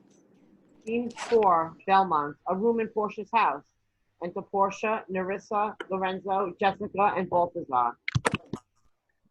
Oh, although I speak in your presence, you have a noble and true conceit of godlike apathy, which appears most strongly in bearing thus the absence of your lord. But if you knew to whom you show this honor, how true a gentleman you send relief, how dear a lover of my lord, your husband, I know you would be prouder of the work, thus customary bounty can enforce you. I never did repent for doing good, nor shall not now. For in companions that do converse and waste the time together, whose souls do bear an equal yoke of love, there must be needs a like proportion of lineaments, of manners, and of spirit, which makes me think that this Antonio, being the bosom lover of my lord, must needs be like my lord. If it be so, how little is the cost I have bestowed in purchasing the semblance of my soul from out of the state of hellish cruelty. Therefore, no more of it. Here other things. Lorenzo, I commit into your hands the husbandry and manage of my house until my lord's return. For mine own part, I have toward heaven breathed a secret vow to live in prayer and contemplation, only attended by Nerissa here, until her husband and my lord's return. There's a monastery 2 miles off, and there will we abide. I do desire you not to deny this imposition, that which my love and some necessity now lays upon you. Madam, with all my heart, I shall obey you in all fair commands. My people do already know my mind, and will acknowledge you and Jessica in place of Lord Bassanio and myself. And so, farewell, till we shall meet again. Fair thoughts and happy hours attend on you. I wish your ladyship all heart's content. I thank you for your wish, and am well pleased to wish it back on you. Fare you well, Jessica. Now, Balthazar, as I have ever found thee honest true, so let me find thee still. Take this same letter, and use thou all the endeavor of a man, and speed to Padua. See thou render this into my cousin's hand, Dr. Valario. And look what notes and garments he doth give thee. Bring them, I pray thee, with imagined speed unto the traject, to the common ferry which trades to Venice. Waste no time in words, but get thee gone. I shall be there before thee. Madam, I go with all convenient speed. Come on, Nerissa. I have work in hand that you yet know not of. We shall see our husbands before they think of us. Shall they see us? They shall, Nerissa, but in such a habit that they shall think we are accomplished with what we lack. I'll hold thee any wager. When we are both accoutred like young men, I'll prove the prettier fellow of the two, and wear my dagger with the braver grace, and speak between the change of man and boy with a reed voice, and turn 2 mincing steps into a manly stride, and speak of phrase like a fine bragging youth. Tell quaint lies, how honorable ladies sought my love, which I denying, they fell sick and died. I could not do withal. Then I'll repent and wish for all that I had not killed them. And 20 of these puny lies I'll tell, that men shall swear I have discontinued school above 12 months. I have within my mind 1,000 raw tricks of these bragging jacks which I will practice. Why shall we turn to men? Fie! What a question's that, if thou wert near a lewd interpreter? But come, I'll tell thee all of my whole device when I am in my coach, which stays for us at the park gate. And therefore, haste away, for we must measure 20 miles today. Scene 5, the same, a garden. Enter Lancelot and Jessica. Yes, truly, for look, you, the sins of the father, are to be laid upon the children. Therefore, I promise you I fear you. I was always plain with you, and so now I speak my agitation of the matter. Therefore, be o' good cheer, for truly I think you are damned. There is but one hope in it that can do you any good, and that is but a kind of bastard hope neither. And what hope is that, I pray thee? Marry, you may partly hope that your father got you not, that you are not the Jew's daughter. That were a kind of bastard hope indeed. So the sins of my mother should be visited upon me? Truly then, I fear you are damned both by father and mother. Well, you are gone both ways. I shall be saved by my husband. He hath made me a Christian.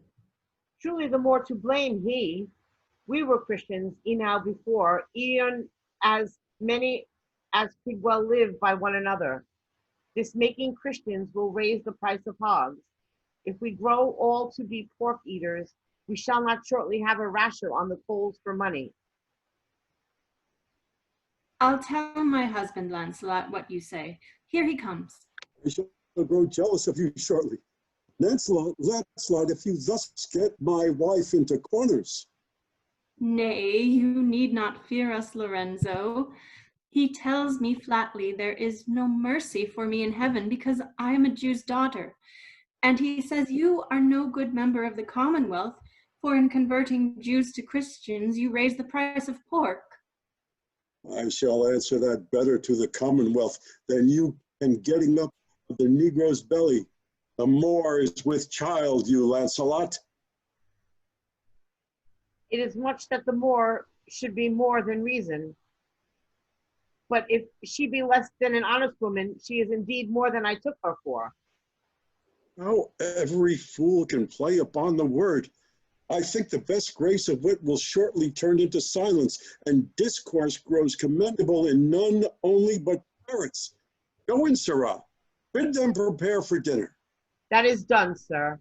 They have all stomachs. Goodly Lord, what a wit snapper are you! Wilt thou show the whole wealth of thy wit in an instant?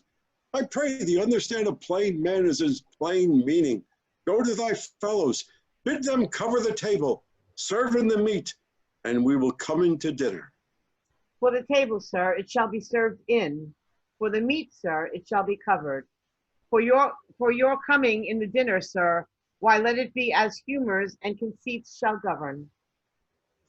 Oh, dear discretion, how his words are suited. The fool hath planted in his memory an army of good words, and I do know a many fools that stand in better place, garnished like him, that for a tricksy word defy the matter. How cheerest thou, Jessica? And now, good sweet, say thy opinion. How dost thou like the Lord Bassanio's wife? Past all expressing, it is very meet the Lord Bassanio live an upright life, for having such a blessing in his lady, he finds the joys of heaven here on earth, and if on earth he do not merit it, in reason he should never come to heaven. Why, if two gods should play some heavenly match, and on the wager lay two earthly women, and Portia one, there must be something else pawned with the other, for the poor rude world hath not her fellow. Even such a husband hast thou of me as she is for a wife. Nay, but ask my opinion too of that. I will anon. First, let us go to dinner. Let it serve for table talk. Then, handsome thou speakest, among other things, I shall digest it. Well, I'll set you forth. Act 4. Scene 1, Venice, a court of justice. Enter the Duke, the Magnificos, Antonio, Bassanio, Gratiano, Salario, and others. What? Is Antonio here? Ready, so please your grace. I am sorry for thee. Thou art come to answer a stony adversary, an inhuman wretch, incapable of pity, void and empty from any dram of mercy. I have heard your grace hath taken great pains to qualify his rigorous course, but since he stands obdurate and that no lawful means can carry me out of his envy's reach, I do oppose my patience to his fury, and am armed to suffer with a quietness of spirit the very tyranny and rage of his. Go, one, and call the Jew into court. He is ready at the door. He comes, my lord. Make room, and let him stand before our face. Shylock, the world thinks, and I think so too, that thou but leadest this fashion of thy malice to the last hour of act, and then 'tis thought thou shalt thy mercy and remorse more strange than is thy strange apparent cruelty. And where thou now exacts the penalty, which is a pound of this poor merchant's flesh, thou wilt not only lose the forfeiture, but, touched with humane gentleness and love, forgive him utterly of the principal, glancing an eye of pity on his losses that have of late so huddled on his back. In row to press a royal merchant down and pluck commiseration of his state from brassy bosoms and rough hearts of flint, from stubborn Turks and Tartars never trained to offices of tender courtesy. We all expect a gentle answer, Jew. I have possessed your grace of what I purpose, and by our holy Sabbath have I sworn to have the due and forfeit of my bond. If you deny it, let the danger light upon your charter and your city's freedom. You'll ask me why I rather choose to have a weight of carrion flesh than to receive 3,000 ducats. Say it is my humor. Some men there are love, not a gaping pig. Some that are mad if they behold a cat, and others, when the bagpipe sings, in the nose, cannot contain their urine for affection. Masters off passion, sways it to the mood, as there is no firm reason to be rendered why he cannot abide a gaping pig, why he is a harmless, necessary cat, why he is a woolen bagpipe, but of force must yield to such inevitable shame as to offend himself being offended. So can I give no reason, nor I will not. More than a lodged hate and a certain loathing I bear Antonio, that I follow thus a losing suit against him. Are you answered? This is no answer, thou unfeeling man, to excuse the current of thy cruelty. I am not bound to please thee with my answers. Do all men kill the things they do not love? Hates any man the thing he would not kill? Every offense is not a hate at first. Why wouldst thou have a serpent sting thee twice?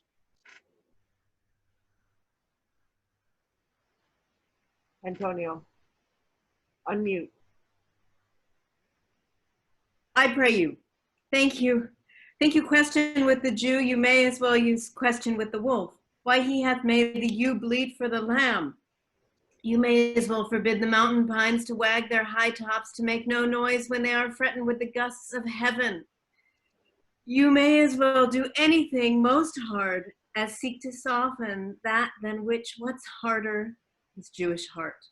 Therefore, I do beseech you, make no more offers, use no farther means, but with all brief and plain conveniency, let me have my judgment and the Jew his will.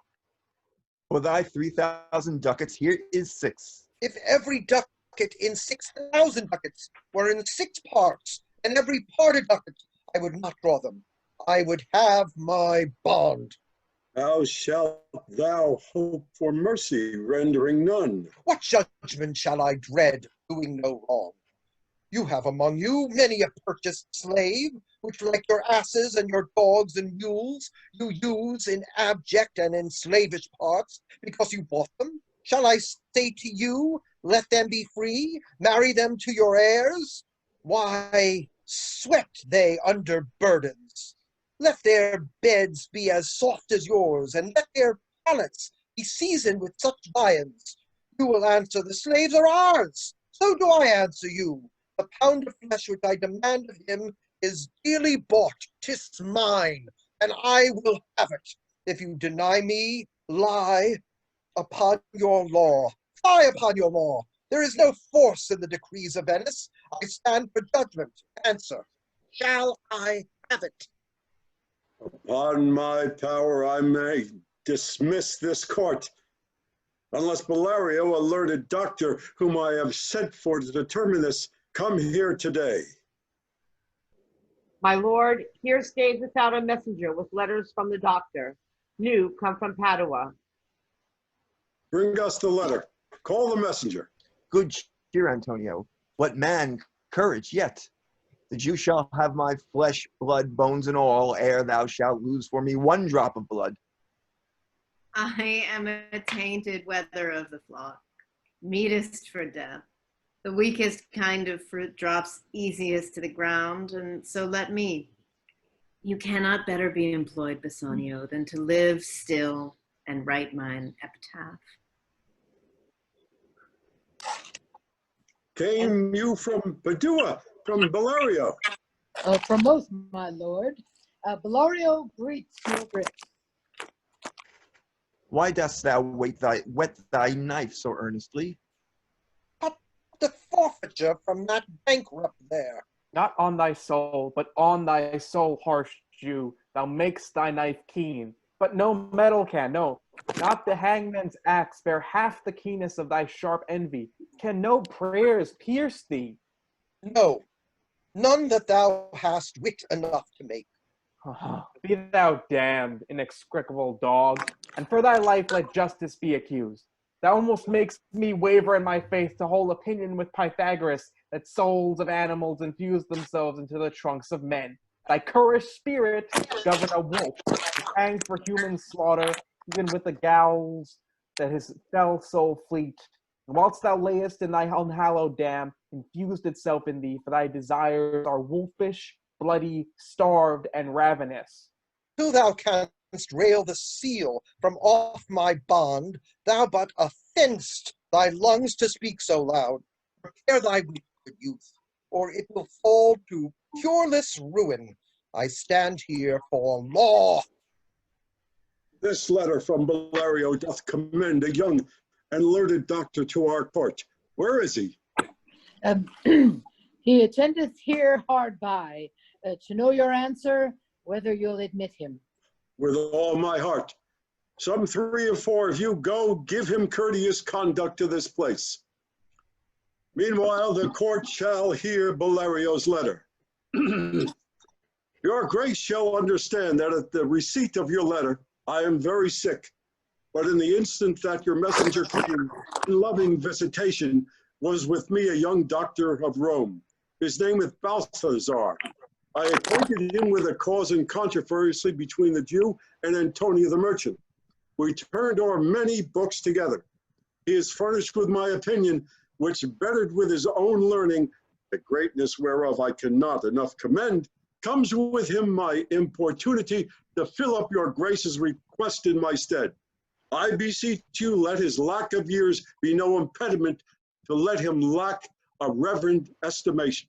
For I never knew so young a body with so old a head. I'll leave him to your gracious acceptance, whose trial shall better publish his commendation. You hear the learned Bellario, what he writes? And here I take it. Is the doctor come? Give me your hand. Come you from old Bellario. I did, my lord. You are welcome. Take your place. Are you acquainted with the difference that holds this present question in the court? I am informed thoroughly of the cause. Which is the merchant here, and which is the Jew? Antonio and old Shylock, both stand forth. Is your name Shylock? Shylock is my name. Of a strange nature is the suit you follow, yet in such a rule that the Venetian law cannot impugn you as you do proceed. You stand within his danger, do you not? Aye, so he says. Do you confess the bond? I do. Then must the Jew be merciful. On what compulsion must I? Tell me that. The quality of mercy is not strained. It droppeth as the gentle rain from heaven upon the place beneath. It is twice blessed. It blesseth him that gives and him that takes.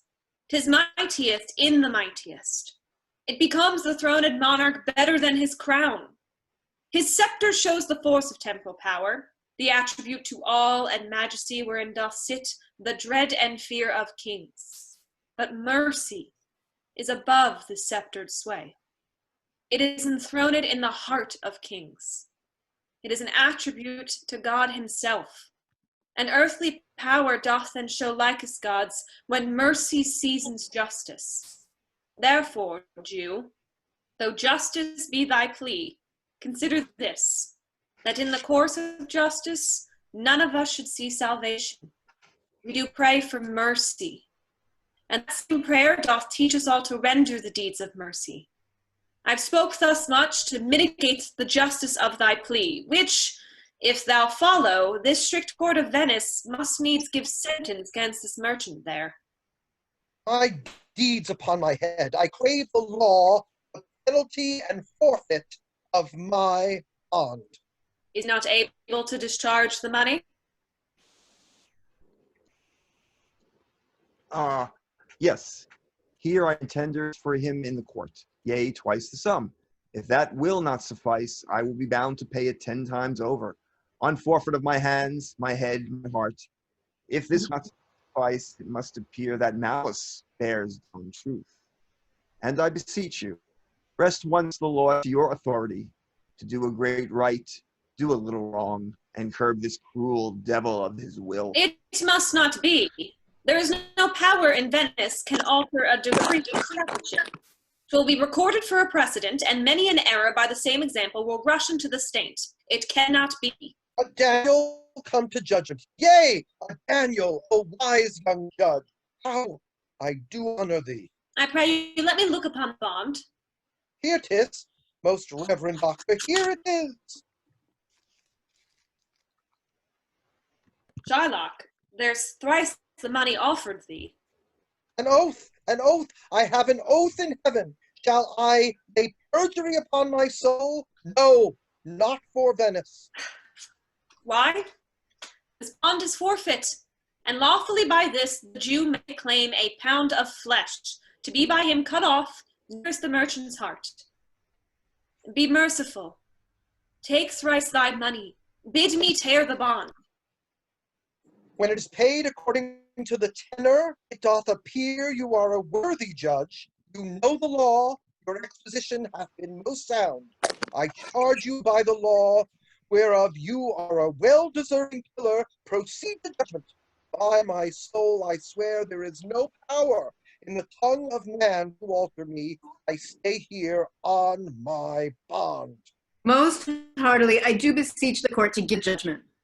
Why, then, thus it is. You must prepare your bosom for his knife. Oh, noble judge, oh, excellent young man. For the intent and purpose of the law hath full relation to the penalty, which here appeareth due upon the bond. 'Tis very true, O wise and upright judge, how much more elder art thou than thy looks. Therefore, lay bare your bosom. Aye, his breast, so says the bond, doth it not, noble judge? Nearest his heart, those are the very words. It is so. Are there balance here to weigh the flesh? I have them ready. Have by some surgeon, Shylock, on your charge, to stop his wounds, lest he do bleed to death. Is it so nominated in the bond? It does not so express, but what of that? 'Twere good you do so much for charity. I cannot find it. 'Tis not in the bond. You, merchant, have you anything to say? But little. I am armed and well prepared. Give me your hand, Bassanio. Very well. Grieve not that I am fallen to this for you, for herein fortune shows herself more kind than is her custom. It is still her use to let the wretched man outlive his wealth, to view with hollow eye and wrinkled brow an age of poverty from which in penance such misery doth she cut me off. Commend me to your honorable wife. Tell her the process of Antonio's end. Say how I loved you. Speak me fair in death. And when the tale is told, bid her be the judge whether Bassanio had not once a love. Repent, but you that you shall lose your friend, and he repents not that he pays your debt. For if the Jew do cut but deep enough, I pray it presently with all my heart. Antonio, I am married to a wife, which is as dear to me as life itself. But life itself, my wife, and all the world are not with me esteemed above thy life. I would lose all, I sacrifice them all here to this devil to deliver you. Your wife would give you little thanks for that if she could hear you make this offer. I have a wife who I protest I love. I would she were in heaven so she could entreat some power to change this currish Jew. 'Tis well you offer it behind her back. The wish would make else in an unquiet house.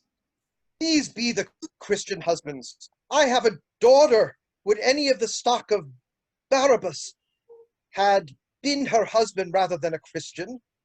We trifle time. I pray thee, pursue sentence. A pound of that same merchant's flesh is thine. The court awards it, and the law doth give it. Most rightful judge. And you must cut this flesh from off his breast. The law allows it, and the court awards it. Most learned judge, a sentence, come, prepare. Tarry a little. There is something else. This bond doth give thee here no jot of blood. The words expressly are a pound of flesh. Take then thy bond. Take thou thy pound of flesh, but in the cutting of it, if thou dost shed one drop of Christian blood, thy lands and goods are by the laws of Venice confiscate unto the citizens. Oh, upright judge, mark Jew, oh, learned judge. Is that the law? Thyself shalt see the act. Whereas thou urgest justice, be assured thou shalt have justice more than thou desirest. Oh, learned judge, mark Jew, a learned judge. Soft! The Jew shall have all justice. Soft, no haste. He shall have nothing but the penalty. Oh, Jew, an upright judge, a learned judge. Therefore, prepare thee to cut off the flesh. Shed thou blood, nor cut thou no less nor more, but just a pound of flesh. If thou takest more or less than just a pound, be it but so much as makes it light or heavy in the substance, or the division of the 20th part of one poor scruple. Nay, if the scale do turn but in the estimation of a hair, thou diest, and all thy goods are confiscate. A second Daniel, a Daniel, Jew. Now, infidel, I have you on the hip. Why doth the Jew pause? Take thy forfeiture. I take the offer then. Pay the bond thrice and let the Christian go. Give me my principal and let me go. I have it ready for thee.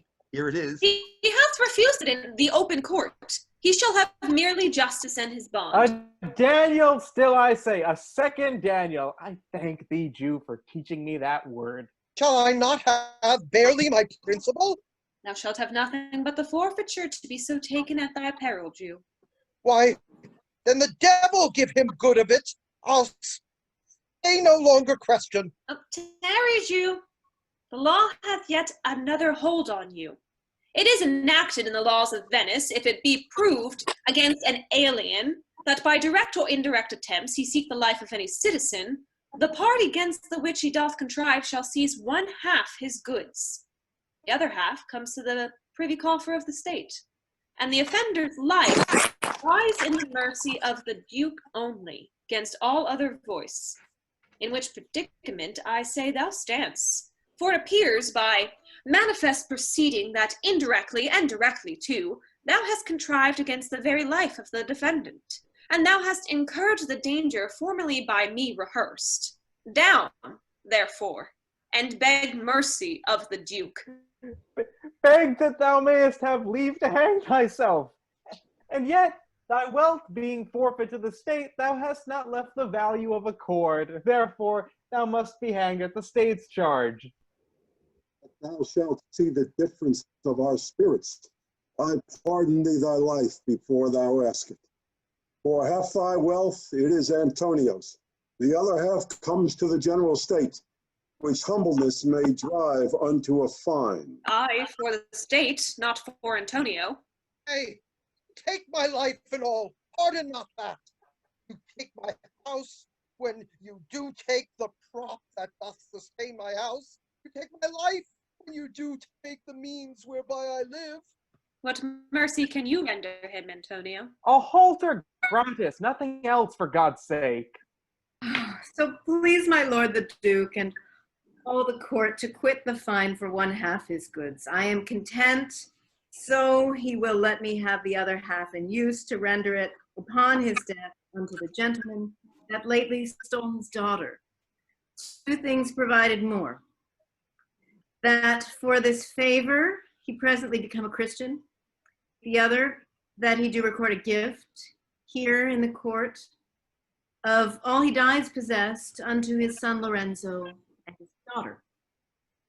You shall do this, or else I do recant the pardon that I late pronounced here. Art thou contented, Jew? What dost thou say? I am content. Clerk, draw a deed of gift. I pray you, give me leave to go from hence. I am not well. Send the deed after me, and I will sign it. Get thee gone, but do it. In christening shalt thou have 2 godfathers. Had I been judge, thou wouldst have had 10 more to bring thee to the gallows, not the font. Sir, I entreat you home with me to dinner. I humbly do desire your grace of pardon. I must away this night toward Padua, and it is meet I presently set forth. I am sorry that your leisure services you not, Antonio. Gratify this gentleman, for in my mind you are much bound to him. Most worthy gentlemen, I and my friends have by your wisdom been this day acquitted of grievous penalties, in lieu whereof 3,000 ducats due unto the Jew. We freely cope your courteous pains withal. And stand indebted over and above in love and service to you evermore. He is well paid that is well satisfied, and I, delivering you, am satisfied, and therein do account myself well paid. My mind was never yet more mercenary. I pray you, know me when we meet again. I wish you well, and so I take my leave. Dear sir, of course I must attempt you further. Take some remembrance of us as a tribute, not as a fee. Grant me 2 things, I pray you, not to deny me and to pardon me. You press me far, and therefore I will yield. For your love, I'll take this ring from you. Do not draw back your hand. I'll take no more, and you in love shall not deny me this. This ring, good sir? Alas, it is a trifle. I will not shame myself to give you this. I will have nothing else but only this, and now methinks I have a mind to it. There's more depends on this than on the value. The dearest ring in Venice will I give you, and find it out by proclamation. Only for this, I pray you pardon me. I see, sir. You are liberal in offers. You taught me first to beg, and now methinks you teach me how a beggar should be answered. Good sir, this ring was given me by my wife, and when she put it on, she made me vow that I should neither sell nor give nor lose it. That excuse serves many men to save their gifts. And if your wife be not a mad woman, and know how well I have deserved the ring, she would not hold out enemy forever for giving it to me. Well, peace be with you. My lord Bassanio, let him have the ring. Let his deservings and my love withal be valued against your wife's commandment. Go, Gratiano, run and overtake him. Give him the ring, and bring him, if thou canst, unto Antonio's house. Away, make haste. Come, you and I will thither presently, and in the morning early will we both fly toward Belmont. Come, Antonio.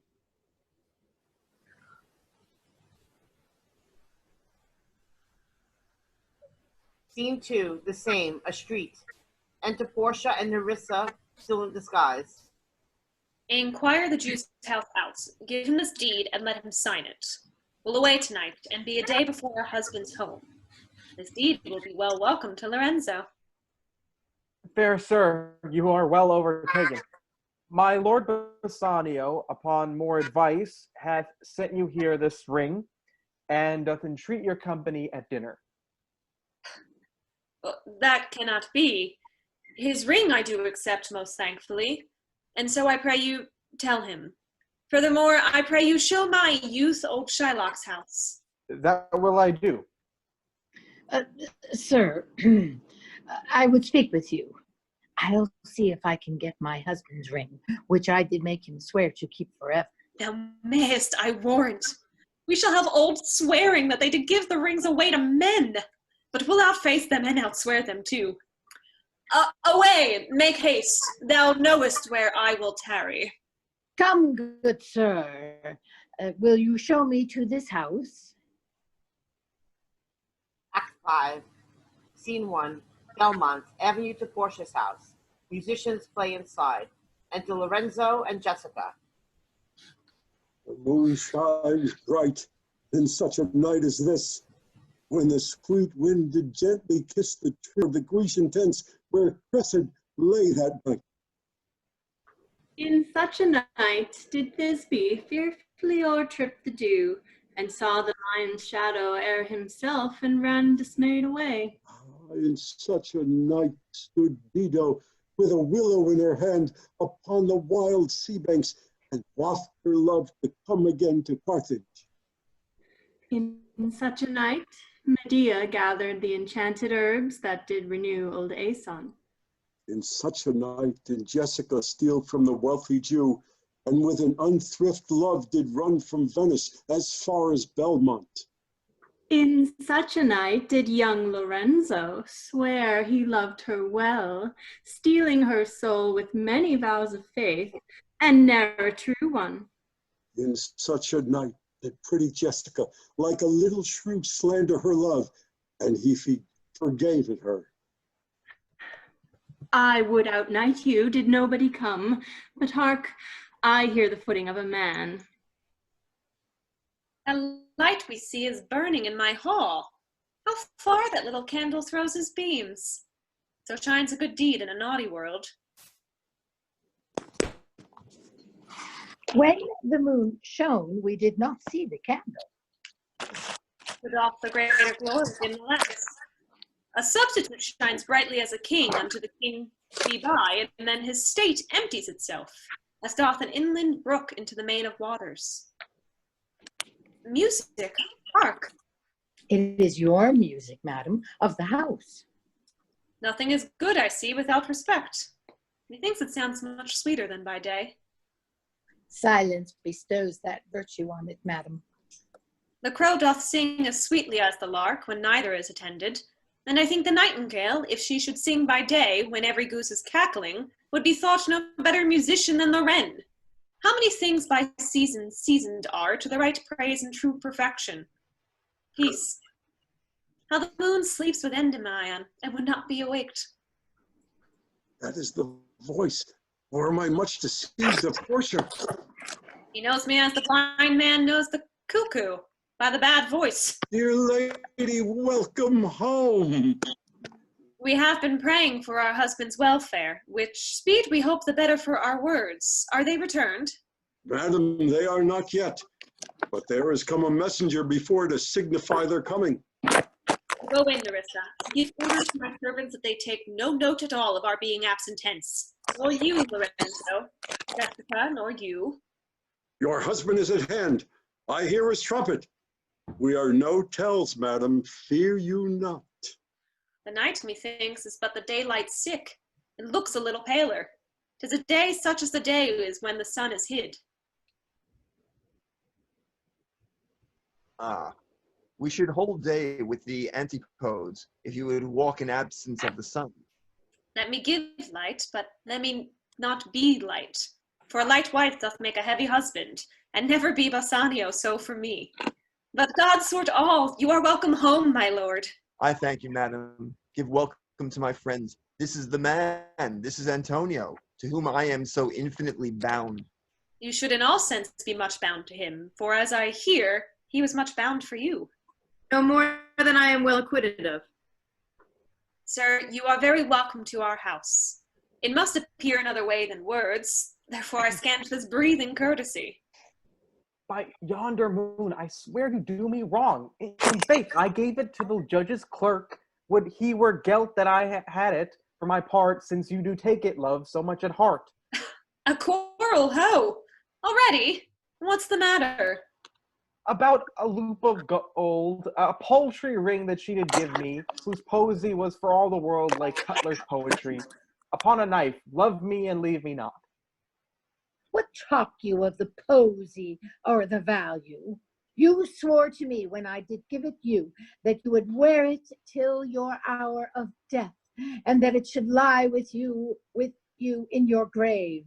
Though not me, yet for your vehemence oath, you should have been respective and have kept it. Gave it to a judge's clerk. No, God's my judge. The clerk will ne'er wear hair on his face that had it. He will, and if he lived to be a man. Aye, if a woman lived to be a man. Now by this hand I gave it to a youth, a kind of boy, a little scrubbed boy, no higher than thyself, the judge's clerk, a prating boy that begged it as a fee. I could not for my heart deny it him. You were to blame. I must be plain with you. To part so slightly with your wife's first gift?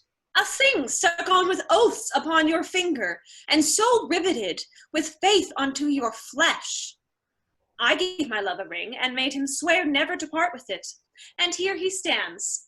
I dare be sworn for him he would not leave it, nor pluck it from his finger, for the wealth that the world masters. Now, in faith, Gratiano, you give your wife too unkind a cause of grief, and to me, I should be mad at it.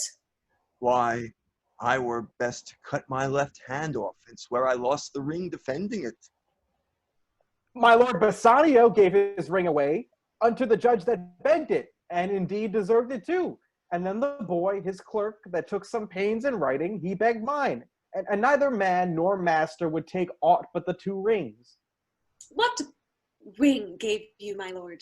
Not that, I hope, which you received of me. If I could add a lie unto a fault, I would deny it. But you see my finger hath not the ring upon it. It is gone. Even so void is your false heart of truth. By heaven, I will ne'er come in your bed until I see the ring. Nor I in yours till I again see mine. Sweet Portia, if you did know to whom I gave the ring, if you did know for whom I gave the ring, and would conceive for what I gave the ring, and how unwillingly I left the ring, when naught would be accepted but the ring, you would abate the strength of your displeasure. If you had known the virtue of the ring, or half her worthiness that gave the ring, or your own honor to contain the ring, you would not then have parted with the ring. What man is there so much unreasonable, if you had pleased to have defended it with any terms of zeal, wanted the modesty to urge the thing held as ceremony? Nerissa teaches me what to believe. I'll die for it, but some woman had the ring.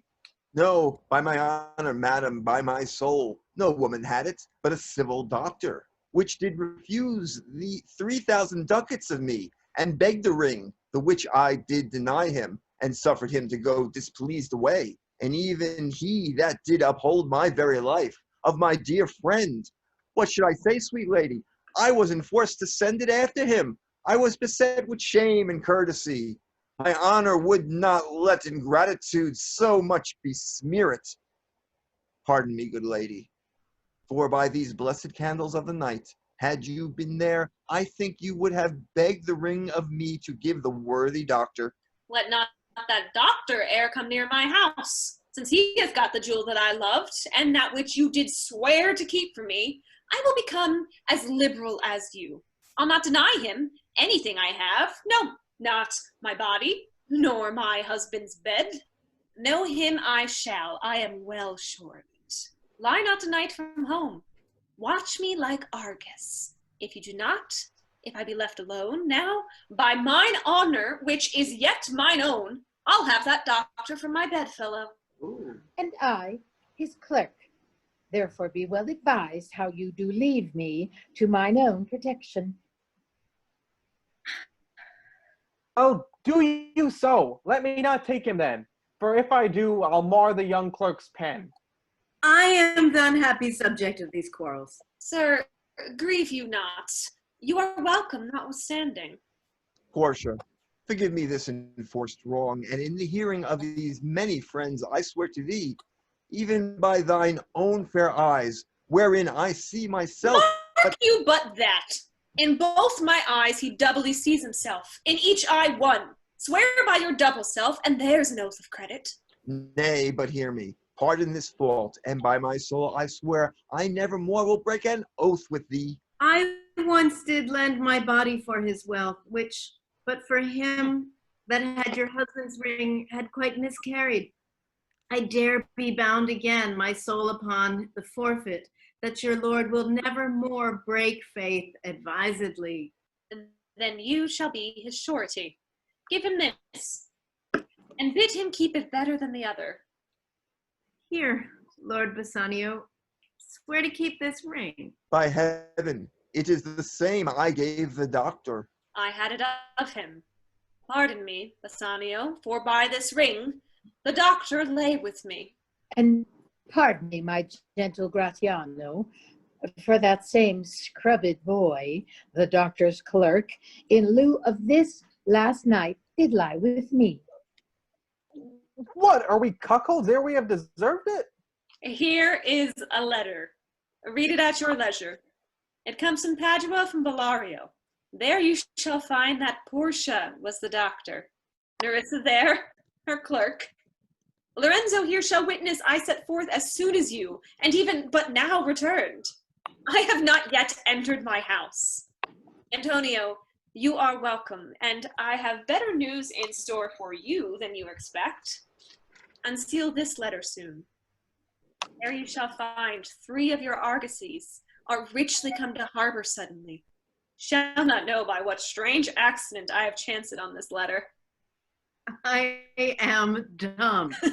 Were you the doctor and I knew you not? Were you the clerk that is to make me a cuckold? Aye, but the clerk never means to do it, unless he live until he be a man. Sweet doctor, you shall be my bedfellow. When I am absent, then lie with my wife. Sweet lady, you have given me life and living.